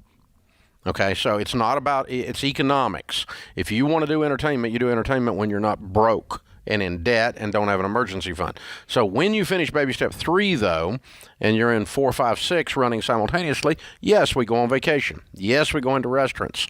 And we're not against restaurants. Sharon and I will eat at a restaurant this week, I suspect. Maybe. I don't know. Sometime. But I mean, we're not every night people like some of you. So, So we're not anti-restaurant, and one guy said, well, in the restaurant business, you don't like people in the restaurant business. I love the restaurant business. I just don't want people, broke people going in there. Yes. So anyway, once you're not broke people, you've got some ideas on how to save some money, some savings hacks, especially on some of these quick serves. Yes. And now we're not talking like bottom of the barrel fast food here, because it's hard to beat the Taco Bell $1 menu. There's not a lot. You can't hack it much further. Yeah, a can of Alpo beats that. Exactly. Well, there's not much real meat in there. I'm But just saying. some of these fast casual places, the Paneras, the Chipotles, Starbucks, Chick-fil-A. I put Chick-fil-A in another tier. I don't know why. I agree. And Panera, I would agree. It's a level I of put service almost and anything quality. in another tier from Taco Bell. There you okay. go. All right. So, do you want to do a choose your own adventure? Are you a fan of any of those? I can't see you frequenting any of these. I'm not the customer, and I'm not the focus group. So you just plow right in. Okay. Well, most of America maybe steps into a Starbucks at some point. Apparently, Right? they're on every freaking corner. They're everywhere. Yeah. So I'll give you some hacks here for Starbucks because some of y'all are getting $8 drinks at Starbucks that don't even have coffee in them. It's just sugar and water, and it's just real fancy. And you add whipped cream on top, and you go, happy to give you $8. So here's some hacks. Okay. Number 1, become a rewards member. This is completely free. There's no credit card involved. All you do is you sign up to become a rewards member, and you get free refills on your brewed coffee. You get exclusive offers. You get a free drink on your birthday, and you can get any drink, Dave. You can get a $10 drink on your birthday if you want to. There you go. So I'll celebrate with you. It's not Starbucks. It's $10. Exactly. They're increasing the prices. Okay. So that's number 1. Number 2, get caffeine for cheap. If you're just going to get the caffeine, you want that bump, you want that adrenaline rush, then avoid all the fancy drinks and get the brewed coffee. And here's why. It has more caffeine than any of their other drinks. A tall coffee, that's the small one. Dave, I know it's confusing. Small, tall. You don't think of that when you think of me. I'm a size tall in height. There you go. I'm just saying. That has 235 milligrams of caffeine. A venti latte has 150. That's confusing. I saw the cartoon the other day. The editorial guy, the guy's up at the with the barista, and she turns around to the other guy and goes, "Do we have a flavor called regular coffee?" Yeah. So there you go. It's hard to find these days. Yeah. So go for the brewed coffee. It's the cheapest thing on the menu, and it has the most caffeine. So don't come at me in the comments there. Number 3, there's a drink that's even smaller than the tall, and get this, Dave, it's called short. Who knew? Who knew? And this is a tiny drink, but you can get the same amount of espresso in there for a cheaper price, or you get your brewed coffee at a cheaper price. If you really are on a budget and you want to save some money with all this inflation stuff going around, ask for a short. And you can ask for it in a tall cup. That way there's some room at the top there. You might get a little more bang for your buck. Number 4, split a venti. Now, Dave, I'm trying to help you with the sizes here. The venti is the big one. Okay. So if you and Sharon are going to get the same drink, instead of you both getting a drink and paying $10, split a venti and then pour it into an empty cup. Sounds romantic. So romantic. You can drink from the same straw if you want. You can still do that with both cups. I don't know what you and Sharon do these days to keep the spark alive. I'm guessing no. Just keep moving on, All George. Right. That's fun. And the last one here is go light on the ice. You can ask for light ice or no water added, and you get way more in there. You ever take a drink of something, Dave, and it's just all ice? It's 4 pounds of ice in there, and your drink was over in 10 seconds, and you go, why did I pay? That's kind of an old fast food trick, yeah. Fill the cup up with ice instead That's of Coke. how I feel about cocktails, too. Yeah. You take 4 sips and it's gone. You went, that was $20. Yeah, that's because you're a guzzler. That's right. So ask for light ice or no water added, and you will get more bang for your buck. So there's some easy Starbucks hacks, and I know a lot of people. Give me another one. We got just a minute. Give me another one. Okay. Another One more Starbucks hack. No. Another company. Go to Chick-fil-A. Everybody loves I love Jesus Chick-fil-A. chicken. Right, okay, here we go. One of my favorites. Obviously, download the Chick-fil-A One app, become a rewards member, all that good stuff. But here's the thing, Dave. I order a kid's meal because calorically, it's still way more calories than any adult needs. Because How am it's I not supposed to say anything But you now? have, Dave. How is it possible I can pass that by? Do it. Here's the deal. With the kids' meal, you get a drink, you get your fries, and you can swap the toy for an ice cream. Dave is breathing so heavily right now. But here's the deal. I'm trying it's to be $5, nice. And you get your food, you can get your nuggets, whatever you want, for about $5. Another one, Dave. Feels like you're cheating to me. You ready for this? All right. You can order a BLT at Chick-fil-A. Yeah, but you're at Chick-fil-A. I know, but Dave, here's the thing. It's $1.60. You get bread. It's a toasted bun with bacon, lettuce, tomato. So I'm just saying, if you're on a budget, you got $2 to blow, and I you gotta want try something that to eat. because their food quality is so good on everything else. I'll give that a shot. Yeah, and you know what? $1.60? The sauce is free. The sauce is free. Pour all the sauce you want on there. Why? It probably don't need to. It's probably okay. $1.60 though. Because what you're paying for with the sandwich is the chicken. You're paying for the filet. So when you take that out, it brings the cost way down. So there's a lot more, Dave. We could go all day, but I can tell you're frustrated already. No, I'm not frustrated. I'm just interested. It's You know what America wants to see? Me and you driving down to Chick-fil-A down the road here and ordering. Yeah. I think that's our next video together. Yeah. What do you think? Probably not. Okay. It's a good effort. I just wanted to see Dave roll up in his mean old truck ordering a kid's meal for himself. That is the content America needs right now, Dave. Well, that would end up on YouTube. Fraud! Fraud! Ramsey's, if he's not a child, he just ordered a kid's meal and he's not a child. I'll be next to you. Yeah. Well, as your child. It's okay. It's all good. I'll take a grandkid and use them as a prop. That's perfect. Yeah. You both can get kids meals. You got to get some value out of them. So. Well, I'm just here to save the people $1. And here's the thing. It's not about saving So what's the ones for Panera? Panera, they've got a new value duet piece. They used to have a You Pick 2. Now they have a value duet. So it's $6-7, and you can get, a soup and a sandwich half and half. Oh, that's the duet. And you can ask for a lot of free toppings, which is great. So you can double the size of your sandwich by adding all of these free toppings in there. It's all the veggies. We'll pick up a bunch of Panera sometime on a trip and just put it in, and they throw stuff in. They're pretty generous with the add-on stuff. All that bread's cheap. They'll throw a bunch in there. Well, it's not just the bread. I mean, the chips, they're pretty. They're not, there's a lot of value in general. And the food, again, they're like Chick-fil-A. I think the food quality is pretty good for a fast serve, quick serve, or whatever you call them. And they have a new sip club, so you get unlimited coffee for an entire month, or, iced coffee, hot tea for $8.99. So if you go to Panera frequently, or it's on your way to work, for $9 a month, you can get as much coffee as you want. You can go every 2 hours if you want to. How does that not beat all of your Starbucks hacks? Well, I prefer the quality of the coffee at Starbucks. Oh, you like the burnt dark roast? That's right. Well, I get the blonde roast, Dave, if you want to get particular here. Okay, all right. So, there it is. So Panera is not like Dunkin' Donuts. They don't have world famous coffee. The Dunkin' Donuts coffee is supposed to be a big deal too, right? Yeah, I'm from Boston, and so my Bostonians will say Dunkin' beats everyone, but really they're just pouring cream and sugar in it and calling it coffee. So, sorry. Wait a minute, what's the difference in that Starbucks? Well, I drink it black, Dave. I'm one of those hipster types. Oh, okay. Yeah. Okay. Yeah, you like a little sugar in your coffee? No, America wants to know. I'm a hardcore, super strong, like you stand a stick up in it. You want it mud. And don't want anything in it. No, nothing. Nothing.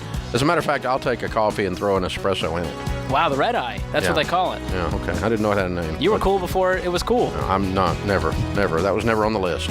Well, it was use some hacks. It was just a lot of caffeine involved. That's Let me know if you use the hacks and you save $1. It'll make me feel good. I'll sleep well at night. Yeah. Well, thanks for the service, George. Well I'm here done. to help. This is The Ramsey Show.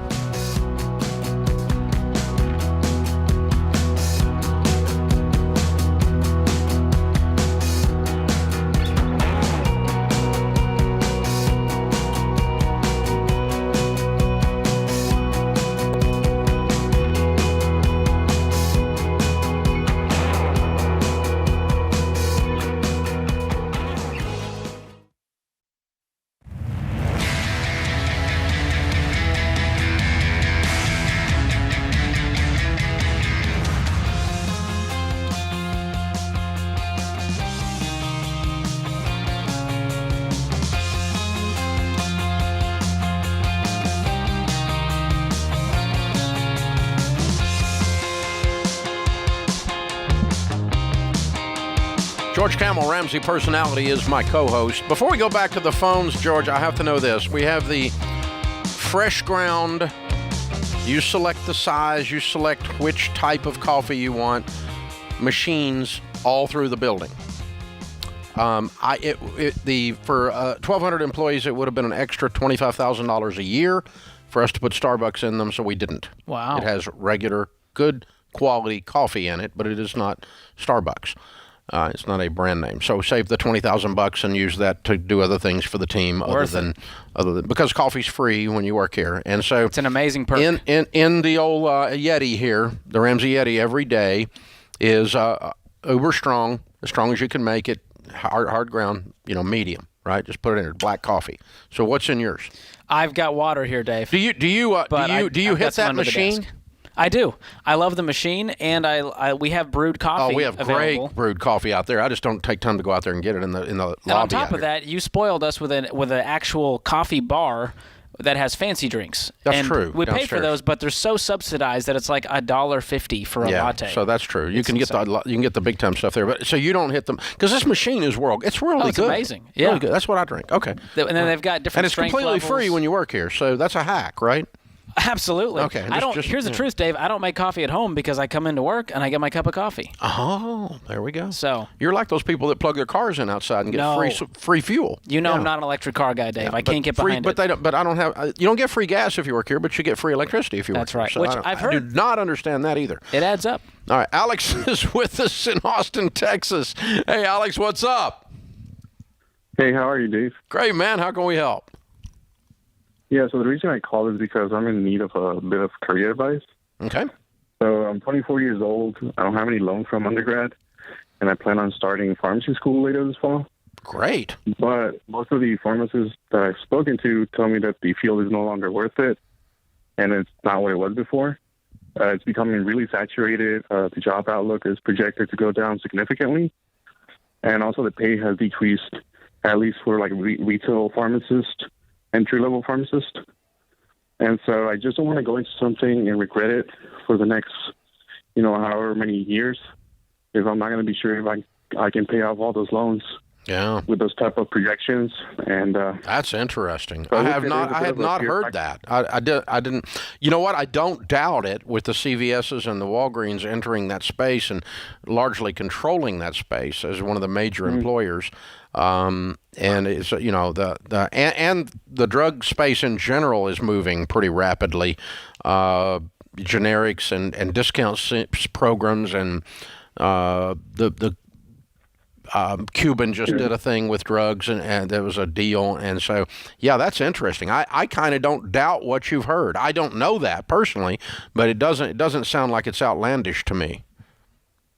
Yeah. So let's say all of that's true. What are you going to do?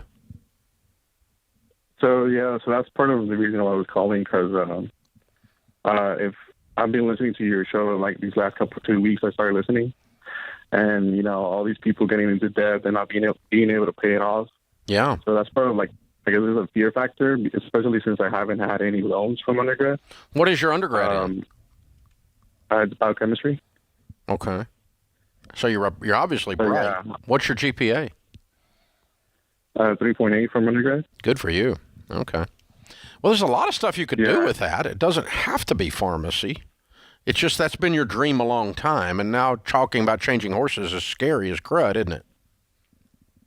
Yeah, so everything I've done has led to that, and there really hasn't been a plan B. Yeah. So I don't know if I should stick with this and hope for the best. No. I think you need you need to pan back and develop a plan B, and that'll help you decide if you're going to stick with it. Gotcha. Let me give you a decision-making tool I use in all major decisions, and I use it in business. I use it personally, okay? I always want a lot of options. The more options I have, the better decision I'm going to make, because in developing the options, I learn a lot about all of the paths. In other words, while you're developing option B, C, D, E, you're going to learn about pharmacy things you didn't know today. And when you feel like you have one possible path and you're stuck on that path, that seldom results in a good decision, especially when you've got data and evidence making you question your decision. And so an example would be, years ago, I got ready to lease a building for this business. Okay, I had one I had my eye on, and I liked it, and I thought that was the right way to go. But instead of just doing that, I went and became an expert on every building in a 10-mile radius that was for rent, what the rent was, what the square footage available was, what the build-out cost was going to be, and I spreadsheeted all of it, and I put all of this data down there, and in the gathering of all of that, the decision rose up, and it actually was not the building I thought it was. We ended up going with building B rather than building A, and it turned out to be one of the best real estate deals I've ever done in my life. But I did change course, and the reason I changed course was in the development of other options, because I refused to make a decision where there's only one option. And so that's that. When people say, for instance, even in a dating relationship, there's only one girl on the planet that God has for me, you're screwed, because that's just not true. Number one. Number two, you've just talked your way into marrying crazy or something is what you just did, and that's a bad idea. So I think you may end up back at pharmacy, But George, I think he needs a bunch of options. Yeah, I was telling him he needs to go into research mode and figure out what are all of the options based on my undergrad, what are all the schools in the area, who's willing to give me scholarships, what kind of offers am I getting, versus backing yourself into a corner and going, well, this is it. I got to take all these loans. He needs Ken Coleman's Get Clear assessment. I like that. Hold on, I'm going to give you that, okay? It's like a $30 thing on our website or whatever it is, $20 or something to take this quick assessment. And it's going to help you get clear, and it'll give you some output. It'll give you some ideas of things to think about and look at. And I'm even going to go ahead and give you Ken's book, From Paycheck to Purpose, because I think that's what's going on. But for sure, take that Get Clear assessment and maybe even call the Ken Coleman Show and talk to him after you've done this. Because I'm not saying that I don't have. I told you early in the conversation, I don't have personal knowledge that pharmacy's dead. But what he's saying doesn't shock me. It does smell right. Yeah, and so I want to look into all the options. And I know that, like you said, Dave, we have to shift gears here and go, maybe pharmacy school isn't the thing that I always thought it was going to be. And now I've got to switch, and maybe I go into research, or maybe I go into a different industry. That can be a hard pill to swallow, but I don't want him calling back 5 years from now going, Dave, I regret it. I'm $200,000 in debt, and I don't even want to be a pharmacist. Well, and he's got the gray matter to be a scientist or do anything he needs to do with what he's talking about. So there's a lot of different directions he can go. It just depends on what you want to do with your life. What do you want when you come home at night and you're tired? Is it a good tired? Did you feel like you accomplished something? Are you working at something that you're passionate about? And you and I finish doing one of these live events, and we've been on stage for a couple of hours or whatever. We come off, we're tired. We finished doing a 3-hour show. We're tired. It takes more energy to do a 3-hour show. It doesn't work an 8-hour day. And so, but that's a good tired because it's stuff we love doing. Yeah. And that's what Ken talks about all the time, being plugged into something you love doing. It's a great assessment. I took it myself, and I'm in the right field, Dave. I want you to know that. Well, I feel a lot better because I was worried about that. It said you should be a pharmacist. No, I'd be terrible. I'll leave that to our other friend on the line here. Yeah, you may end up there, but I'm gonna explore some options, because here's the thing: if you do end up back there and you have looked at all the options, you will be sure. It will have pushed the doubt aside, and I don't know how many pharmacists you talk to get this information either. I might talk to a few more, try to find someone who's actually happy they did it, and ask them why these other people are wrong. Well, if you ask teachers if I should go be a teacher, they'll probably tell you right now, the ones you talk to say, don't do it. But does that mean teaching is a bad profession you shouldn't get into? It might be the thing you're called to do. That's true. And so it's a tough thing. You got to watch out who you listen to as well. Yeah, that's true. You need to gather more information. Yeah, it sounds like you have a limited thing here.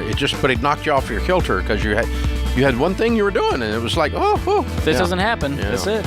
I'm with you, man. Hey, I hope that works out for you. Hang on, Kelly will pick up. We'll give all that to you as our gift. This is The Ramsey Show.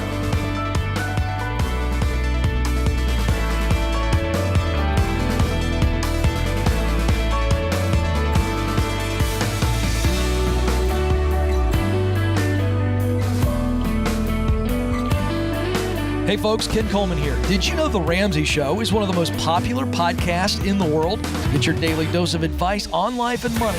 Check out all of our shows from The Ramsey Network wherever you listen to podcasts.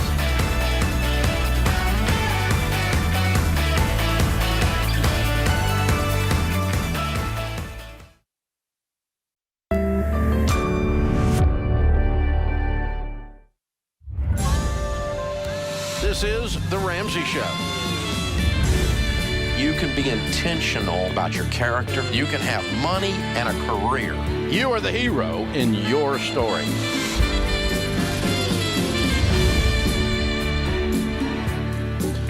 Live from the headquarters of Ramsey Solutions, it's The Ramsey Show, where debt is dumb, cash is king, and the paid-off home mortgage has taken the place of the BMW as the status symbol of choice.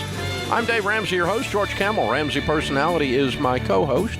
He's also the host of the Ramsey Network podcast called Fine Print, where he investigates the fine print where you people are being screwed, and he lets you know where that's happening, so it stops happening once you have that knowledge. How powerful is that? Be sure and check that podcast out. The first season is all online and ready to pick up everywhere great podcasts are available. Just go to Ramsey Networks anywhere you want, and we can help you line it up. The fine print. Just search the fine print. Jennifer's with us in Phoenix to start off this hour. Hi, Jennifer. How are you? I'm good. How are you doing? Better than I deserve. What's up? So last year, my husband and I were separated, and we were going through a divorce. He ended up passing away unexpectedly. Oh, my. And, so I am actually taking his Social Security for my kids, and it's actually quite a bit of money for them. And I was just wondering what I should do with that to best grow it for when they're ready for it. Well, I have an unusual answer on that a lot of people don't agree with. You are spending more on those children than this money is to raise them. Yeah. Well, you are. It's quite a lot of money. Yeah, I am. No, it's not that much money. I mean, what is it? $500 a month or something? No, it's $2,500 each. Okay, $2,500 a month. Okay. Yeah. But it costs more than that to raise a kid. Yeah. What is your household income? About 115. Yeah. Okay. And so this is $30,000 a kid, so $60,000. Is that included in is the $60,000 included in that 115? No. Okay. So you have $60,000 plus 115 coming into your house. Mm-hmm. Mm-hmm. All right. How old are the kids? They are 9 and 13. Okay. All right. So, if I were in your situation, I would be providing for my kids, which I'm sure you are. And that would include saving for their college. Mm-hmm. You may not be doing that yet. And that would include getting our family out of debt so that we can save for their college. And that would include getting our family out of debt so that you retire with dignity, so you don't have to have them support you when you're old. And it would, in other words, it would have a whole financial plan for your whole family that encompasses taking care of your kids. Does that make sense? Yes. And so if I were in your shoes, I would have a $160,000 budget to do that with. And, now if you're going to go snort the money with cocaine or something, then I'm not going to tell you to do that. You should set the money aside for the kids. You're not taking care of your kids. But if you're taking care of your kids and you're a good mom, which I suspect you are, then your kids are going to be just fine, and you didn't steal from them because you're spending this much on them anyway, and probably as much as comes in is going to be spent on them and or saved for them out of a normal family budget. So I don't distinguish it. I don't set it aside. Same thing with child support. I don't set it aside as only for the children. Buying electricity is for the children. Keeping shingles on the roof is for the children. Having an emergency fund is for the children.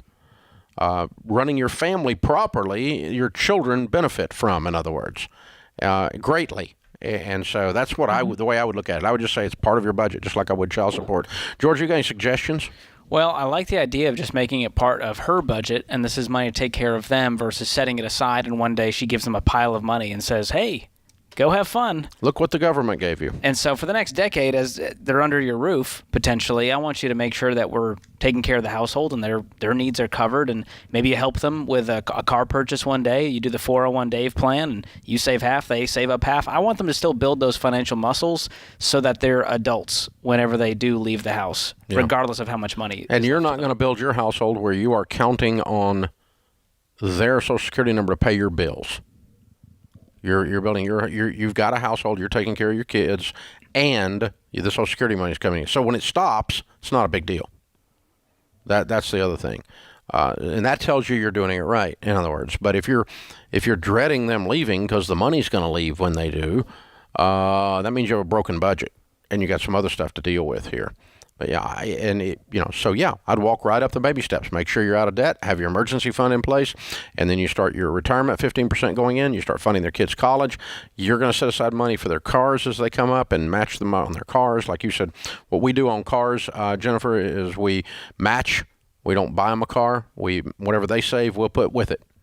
And I'd put a limit on that, because if you run into one of them that's a little saver, then you'd have a deal. But this money can be used for that.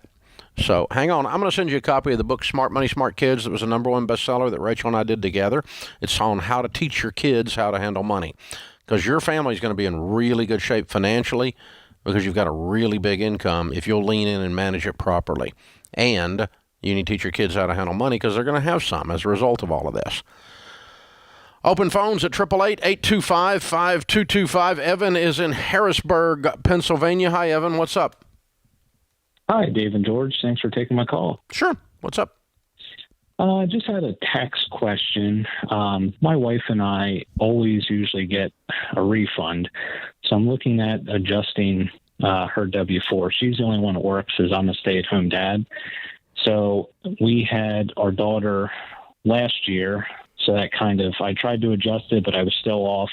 And now we just welcomed a baby boy on February 15th. So now we're going to have another child for next tax season. So I didn't know where that kind of fits with everything. How should I be adjusting her W-4 to try to take home more? How much was your refund the last 3 years? Give me the last 3 years. Actually, the last three, it was like 7,000, 6,000, and this year was 4,300. Well, you didn't chop much off, did you? No. Okay.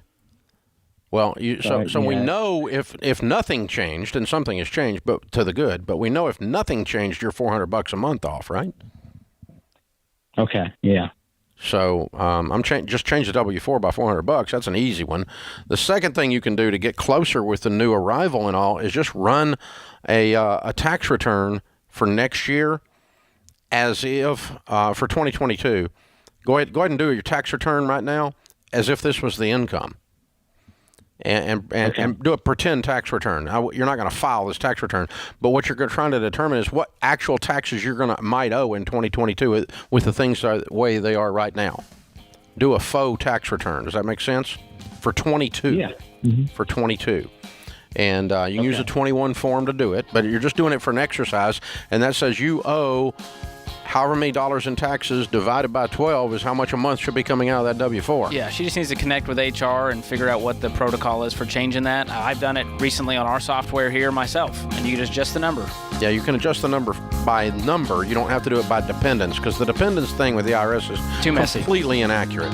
It's not accurate at all. This is The Ramsey Show.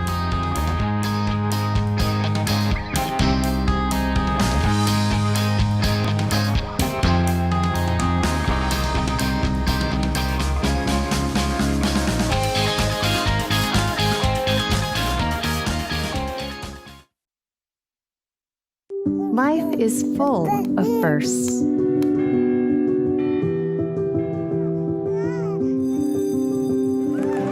As the first and longest-serving Christian health cost-sharing ministry, CHM has shared medical expenses for its members since 1981. We believe you should have the freedom to focus on your health while being supported by a community of believers, giving you the opportunity to create many more firsts.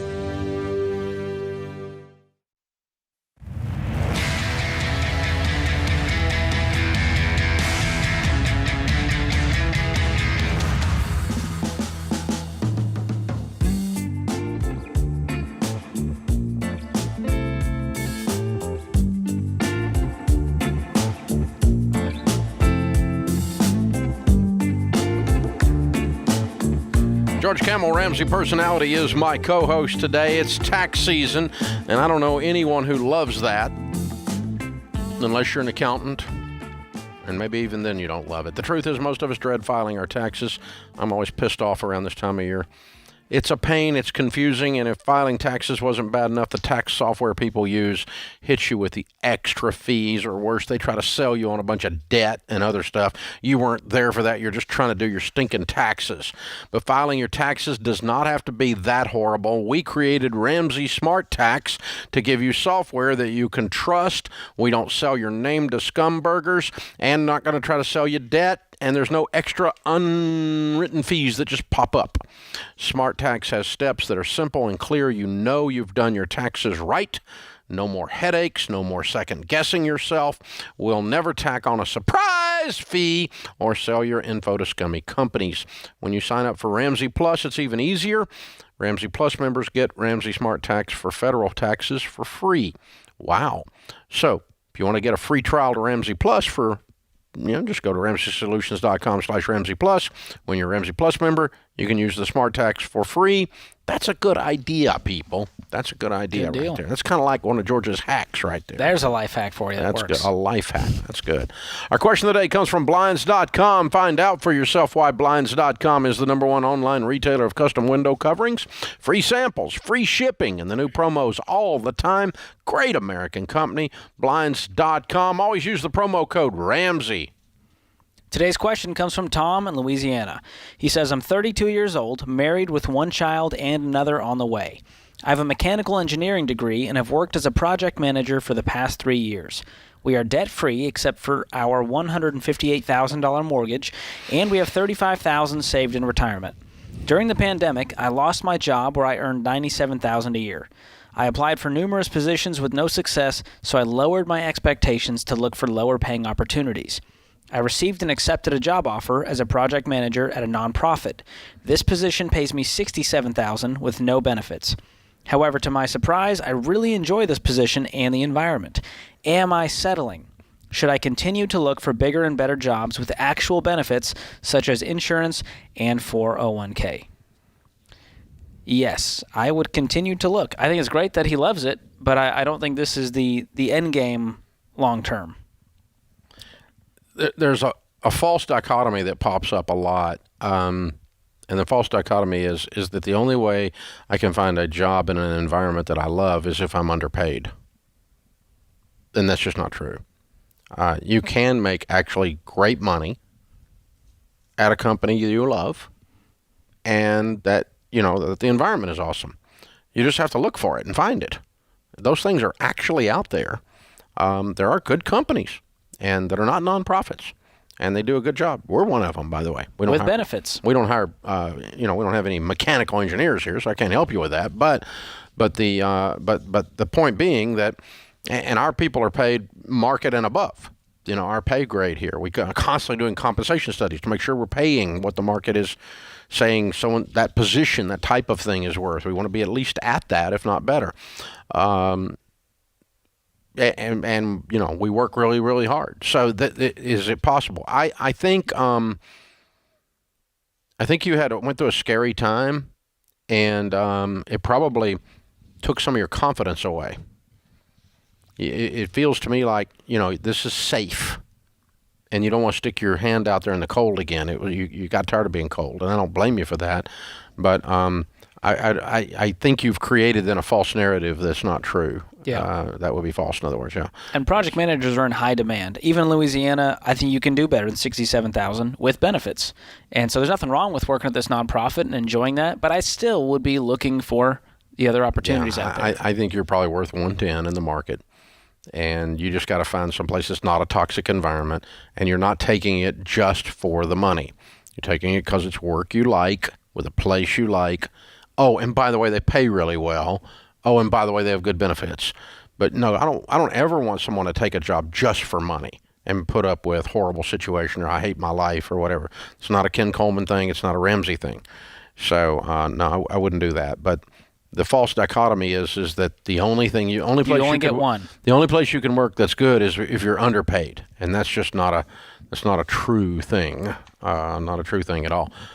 Generally speaking, you're going to really get paid really well at something you actually love in an environment you love. That's not you don't have to settle to have meaning. Settle on the income side to have meaning. That's just not a true thing. Good question. Very interesting. Brandon is with us in Idaho. Hi, Brandon. Welcome to the Ramsey Show. Hi, can you hear me? Sure. What's up? All right. So my father passed away about 2 weeks ago. Oh, my. And sorry. How old was he? 59. Wow. How old are you? I'm 34. Man, I'm so sorry. What happened? So, thank you. It was related to COVID. Oh, my. And then about a week and a half before that, both my grandparents died within about 4 days of each other. Oh, my goodness. So, Brandon, I'm sorry. Well, my stepmom, which was my dad's wife, she has no income at all. and my dad left behind. He had no will, no life insurance, no savings, and we're wondering kind of what to do to take care of her, short term and long term. Who's we? Long term, we may my siblings and I. There's 4 of us, and all of you are. She's all of your stepmom. None of them are her kids. Well, she's 2 of them are her kids. Okay, so she has 2 biological children and 2 stepchildren. You're one of the stepchildren. Yeah, and my dad adopted her 2 children. So. Okay, cool. That's wonderful. I'm just trying to get a handle on what's going on here. And how old is she? Yeah, she's 58. Okay. And what does she do for a living? She has no income. My dad took care of her. She didn't have a job or anything, so she does have some health things, back problems and joint problems and stuff. So she has no income. She needs one. She needs an income. Yeah. That's the first thing. We will be, from what my grandparents they passed away, and possibly from there, and they have, we may be inheriting, I think the way their will's written is that my dad's portion of their inheritance may go towards to us kids, which may be around 100 to 150,000 split up between us. That's not going to last. That's not going to last 10 minutes. No. Your mom needs a job, dude. And that's harsh 1 week after your dad died and a week after your grandparents died.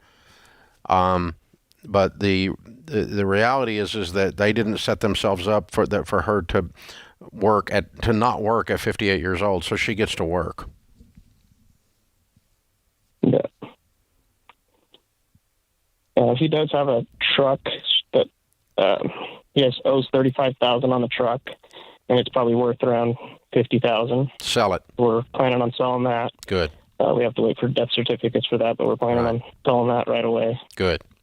And she can't afford it. She doesn't have any money, and she doesn't have a job. Do they have a house? They have a property that my dad was in the middle of building on the house, or building on the property. It's 78 acres, about 2 hours north of where I live. Where does she live? She was living on it with my dad in a camper while they were building on it. Okay. She needs to get an apartment. Y'all need to sell that property. This is a horrible thing your family's going through, Brandon, but it's going to get worse fast if you all don't make some decisive action and she gets to work and she gets in an apartment, because you're going to burn through that $100,000 in about 20 minutes and you're going to have nothing, and she's still going to be sitting there with a bigger problem then without any options. Sell that property, sell that truck, get her an apartment, get her into a career, and let's have chapter 2. And that's harsh to say 1 week later. I'm so sorry, but that's your reality.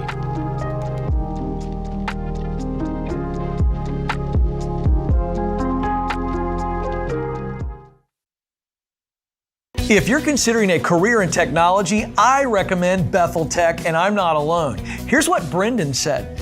Before Bethel Tech, I was driving Uber. Within 4 months of graduating, I got a job paying $60,000. About 2 years after that, I got a remote job that pays me $130,000, all thanks to what I learned at Bethel Tech. You could be next. Get started today at BethelTech.net and get $1,000 to $2,500 off of your tuition. Again, it's BethelTech.net/Ken Coleman.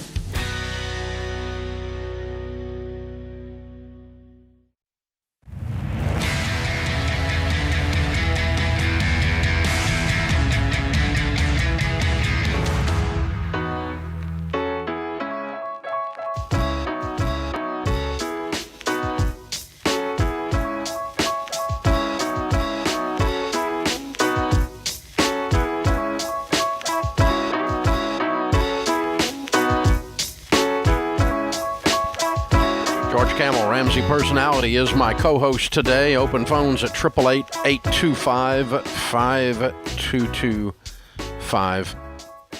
So, George, I think you said a minute ago during the break that this is a good opportunity to kind of revisit that last call, okay? Because there's a lot of sadness there, and we were short on time, and so I was hitting the guy pretty much between the eyes. So 4 kids left with a 58-year-old stepmom, mom. She's got a half-done construction project on 78 acres and a truck she can't afford, and she does not work, and there's no money. The kids are being left from the grandparents $100 and something thousand. And so here's what, unless something really weird happens, if the kids rally around and decide that they're going to take care of mom so that the 58-year-old woman does not have to work, which I completely disagree with, by the way. I was pretty obvious about that. But then they're going to burn through the money, and then they're going to be forced to still address the exact same issue. And 1 or 2 of them are going to start bailing out because their spouses are not going to participate in this enabling mom to do nothing thing. And so she's got some health issues. She's got some limitations on her career field, probably. Somehow I doubt she's probably going to be carrying steel on the construction site, but that's not an issue. There's other things you can do that are not physical labor. Yeah. Lots of things in the digital world that we're in that you can develop and do. And so if I'm spending money on mom, it's to give her tools to win and create sustainability for Give mom. her a skill set. Because I love her, not because I'm greedy and I don't want to take care of her. That's not the point. And so everyone needs a will, and everyone needs a plan if you're going to die this year. What happens to your family if you die this year? And if you're 32 years old and you have 2 little kids, you don't have to have a 2.5-hour meeting about this every year, but you do need a 2.5-minute meeting to review where everything is, that there's a will, there's life insurance in place, there's this is what happens if something happens in the middle of this project.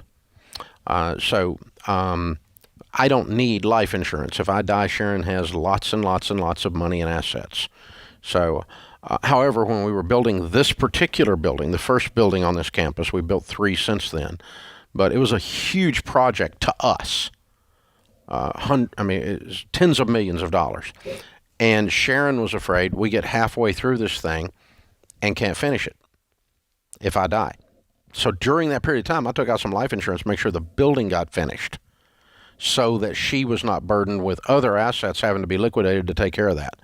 And so for a short period of time, I picked up like a 5-year policy, right, to do that. So because we had a little conversation. Now, we have a detailed, in-depth conversation every year because it's complicated. There's a lot of people involved. There's 1,200 employees. There's 200 leaders. There's Ramsey family. There's a lot going on. So there's a lot of responsibility that needs to be transferred. So we always have the If Dave Dies This Year meeting, and it's always pleasant. Not at all. They could have named it a little better. Well, we could have named. We should have named it the Monty Python meeting. I'm feeling much better. It's just a flesh wound, but you got to have these discussions, and you need to get. If you don't have a big, extensive estate, it doesn't matter. You still need a will. I mean, you got 2 French bulldogs and a wife and a paid-for house. You need a will. They're taken care of. You need a will. Yeah. There's not a lot of complication here, but you need a will, and you need life insurance to make sure Whitney's okay, and she needs life insurance to make sure you're okay. And at this early stage in your all's lives and careers and so forth. And so you put these things in place so that the family doesn't feel the strain of that 32-year-old young man calling me, and he just lost his dad, and yet he's having to carry the weight of this whole thing. You could feel it in his voice. On top of grieving, there's a whole mess. You feel the voice. You feel it in his voice. Do people think if they don't talk about a will, it will help their chances of staying alive longer? I have actually had people tell me that I don't want to do a will because I'll die. There's a higher chance of you dying if you get a will. Like it increases your probability of death when you do a will. Oh. It's like a superstition or something. Yeah. And yet we've done detailed research. Everyone's going to die. I want to see that research. It's 100% mortality rate. Is it ironclad? Other than Jesus and Elijah, there's 100% mortality rate in the nation. There are exceptions to the rule. In the human race. I mean, it's just you're not getting out of this alive. So, maybe a Methuselah. I mean, we could throw that one. Oh, that's right? a good one too. There's a couple of ascensions, but short of that, you're pretty much going to die. So you need a will. Because your name is not one of those names I just listed, so you're going to die. There's someone named Methuselah out there who goes, Dave, I'm telling you. And whoever's parent that named them that, they need to be smacked. So, and this stuff doesn't take long. People think this is going to take me hours and hours. I mean, you can jump onto our website and get these things done. Mama Bear Legal Forms makes it really easy, and you need to do it. And Xander Insurance makes it as easy as it can possibly be to get insurance, and you need to get insurance. Our life insurance premium just came out of our bank account, and then you need to talk about it. So you talk to the 4 kids and go, hey, Mom doesn't work, and here's what you're going to do. Mom's going to work. By the way, honey, if I die this year, we got no money. You're going to work. So you kind of got this thing, it's all laid out, instead of this mythology that everything's going to be perfect and work out the way we planned. In the middle of this project, halfway building this project up on the farm while we're living in a trailer, which is what they're doing, what's the plan? Well, there wasn't one, because nobody assumed anybody's going to die. And so it leaves everybody in a mess. And, and by the way, when you get the will done, read the will to the family. Tell everybody what it says. This is not a movie where you go in and there's a surprise and there's weird clauses in there. And there's a big fight. There's all the trophy stepmother with the dysfunctional child and all these things. Those are not, those people exist, but don't do all of that. Don't do a movie script. Do a will. It makes for a great movie. To everybody and go, listen, you're doing cocaine. You're not in the will. Okay, just go ahead and tell everybody. That way you're not confused. Well, I have my rights. You don't have any rights. It's my money. You don't have any rights. You're a cocaine addict. You get nothing. And just tell people what they're. The heroin is a problem. We're not. The crack house you're running down the street. It's a problem. We're not leaving you money for this. So just go ahead and say it out loud. And it's not a punishment thing. We don't want to finance your nuttiness, and that's going to kill you. And so you just go ahead and take care of all that while you're alive. If people are going to be pissed off, go ahead and do it while you're alive. And then there's less stress for everybody left behind. Yeah. Way less. And following the baby steps. Because he's grieving the loss of his grandparents, his dad, and now feeling all this responsibility, and all these options are coming at him like flaming arrows, and he's 32 and he's got to figure this out. That's just not fair. No. So if you're listening to this, these baby steps are not just to set yourself up. It's to help your family. It's how you say I love you. When you leave them with no debt and you've got a will and you've got life insurance, that allows them to actually grieve instead of clean up a whole mess while they're trying to grieve the loss of someone they loved. Yeah, it changes the chemistry of the whole situation from combustible to chill. And changes the legacy too. Yeah. And it's just... it's run around trying to figure out how we're going to pay for the funeral, and yet there's money over there in the checking account, but we can't get to it because we didn't have a will. And we got to sell the property and the truck. Got to get a death certificate because there's no will. Yeah, it's just so guys, 78% of Americans die without a will. That's just stupid. It's just stupid. It's not expensive and it doesn't take a long time. Yeah. There's no excuse not to have one. And I'm not picking on the gentleman that passed away and his son Colin. I'm not talking about that. But it's just for the rest of you, my gosh, love your family well. Do grown up stuff. Take care of grown up. Be an adult. Act like the digits on your age indicate you should be acting. Take care of business. And so one way my wife and my family and my kids and my grandkids feel very loved by Papa Dave is I've got a detailed, nerded out, complete, gone over every year thing that when I die, they're just going to cheer and start cashing the checks. I mean, it's going to be awesome. There we go. Celebrate. Play some Eagles, eat some good food, call it a day. Play some Eagles, crank up some Foreigner. Here we go. Oh, this is the Ramsey Show.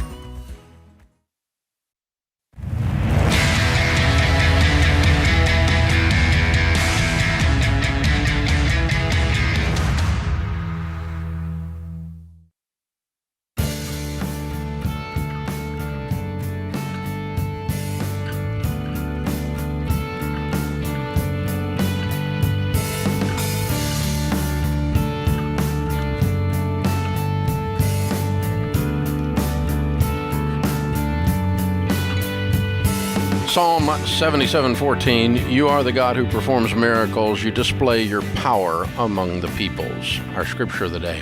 John Rockefeller said, good management consists in showing average people how to do the work of superior people. Whoa!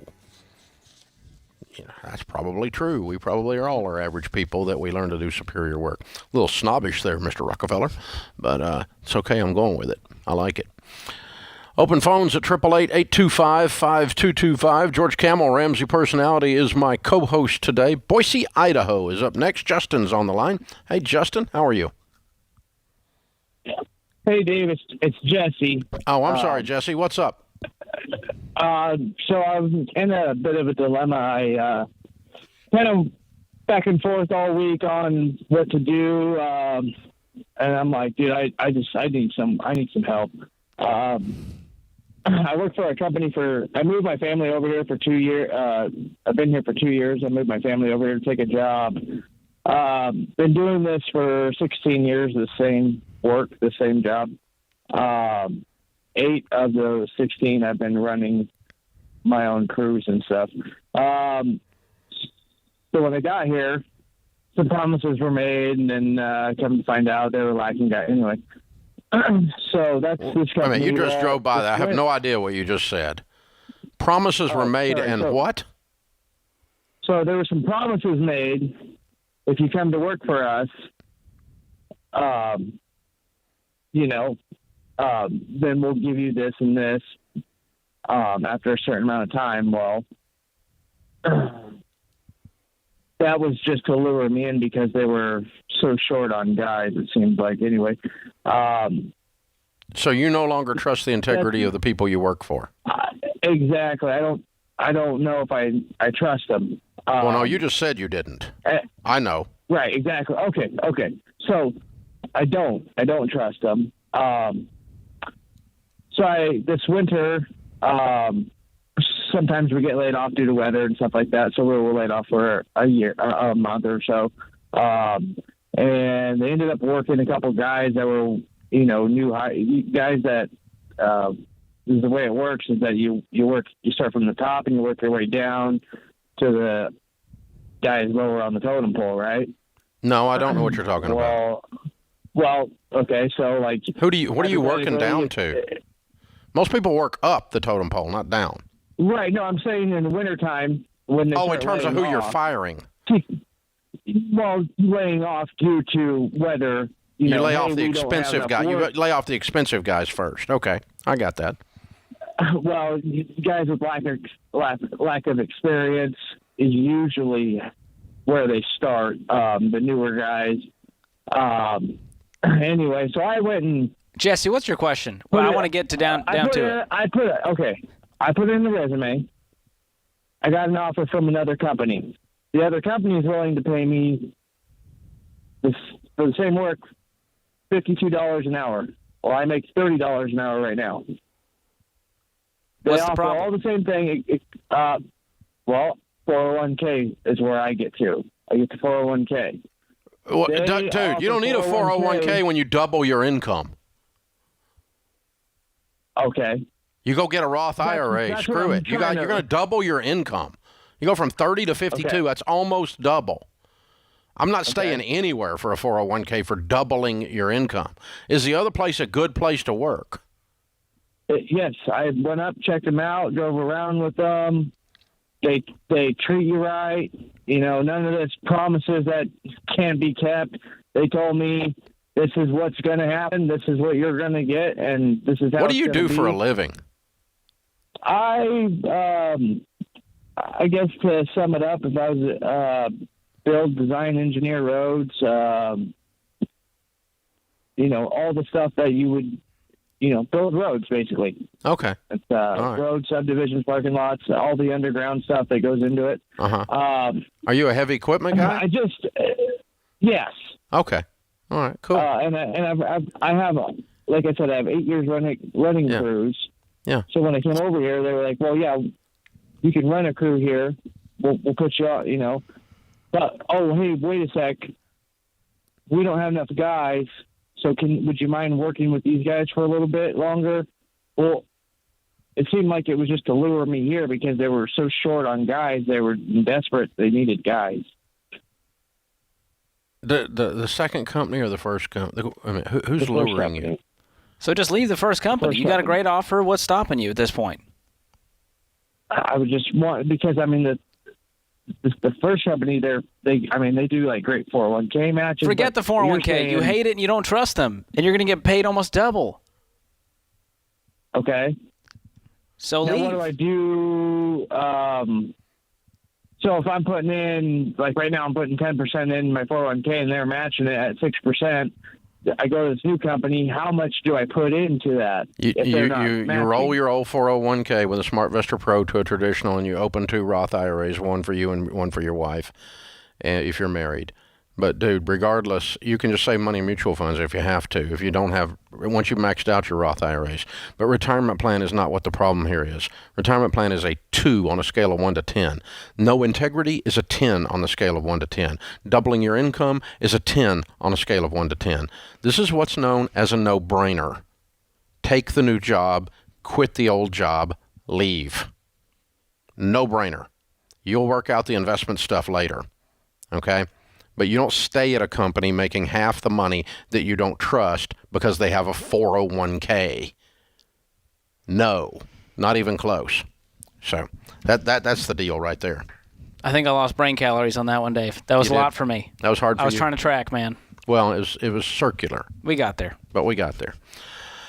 Jarik is with us in Texas. Hi, Jarik. How are you? I'm good, Dave. How are you? Better than I deserve. What's up? So I'm a college student, freshman by year, sophomore by hour, here at West Texas A&M University in Canyon, and I actually took your finance course my senior year for Money Matters. And I had some questions about saving. You know, I have some money saved up just from work, graduation presents, scholarship refunds, that kind of thing.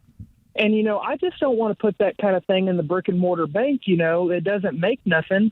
So I've been looking maybe like a high yield savings kind of thing, something with high liquidity so I can take it out if I have to pay for something. No, you notice what high yield was, right? You notice what high yield was, right? Did you look at the percentage on the high yield? Yes, sir. It's only 0.5. Yeah, I know. It's not exactly high yield. It's kind of an oxymoron. Well, compared to the other, it's a 0.25 versus a 0.5. I mean, it's the whole thing's irrelevant. It's just a parking spot for your money. That you're not going to lose it. You're not going to invest it because you need it for college. You don't need it right now, but you're going to need it later.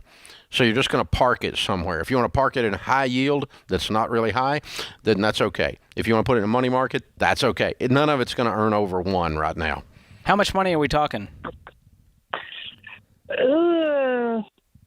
Some 4,000 to 6,000. Yeah, just park it. You're going to get pennies on it either. Just park it. I mean, you can put it in a shoebox. It's not much different. But, I mean, just park it because you're going to need it later. Keep your hands off of it. When you have a semester where there's a little bit of a gap in there and you got to do some fill-in, you're going to need that 4 to 6, and it'll help you graduate college completely debt-free as you push your way on through. But you just need a parking spot for your money. And you're not having to pay for it. They're going to pay you a tiny bit to park your car there. That's all it is. Just park it in the parking spot and get back to it later. And you've done a really good job setting your life up here. Very, very, very well done, Jarik. Very good job. You've got your whole life to invest, so don't worry about that right now. We want you to get through college debt-free, get your emergency fund in place, get a great job, and then we have 20, 30 years to invest. You're going to be just fine. Yeah, you don't need to worry about investing right now. You're the investment. Get through school debt-free. Well done. George, good hour. Fun times. Thank you. Good job to the booth people. Well done, booth people, booth folk. It's all good in there. And all of you. There were 17 people in there earlier. I'm not naming them all. Just can't even call the roll. They're all I don't even know employed. my children's names. Let's put that hour in the books before you know it. In the meantime, remember, there's ultimately only one way to financial peace, and that's to walk daily with the Prince of Peace, Christ Jesus.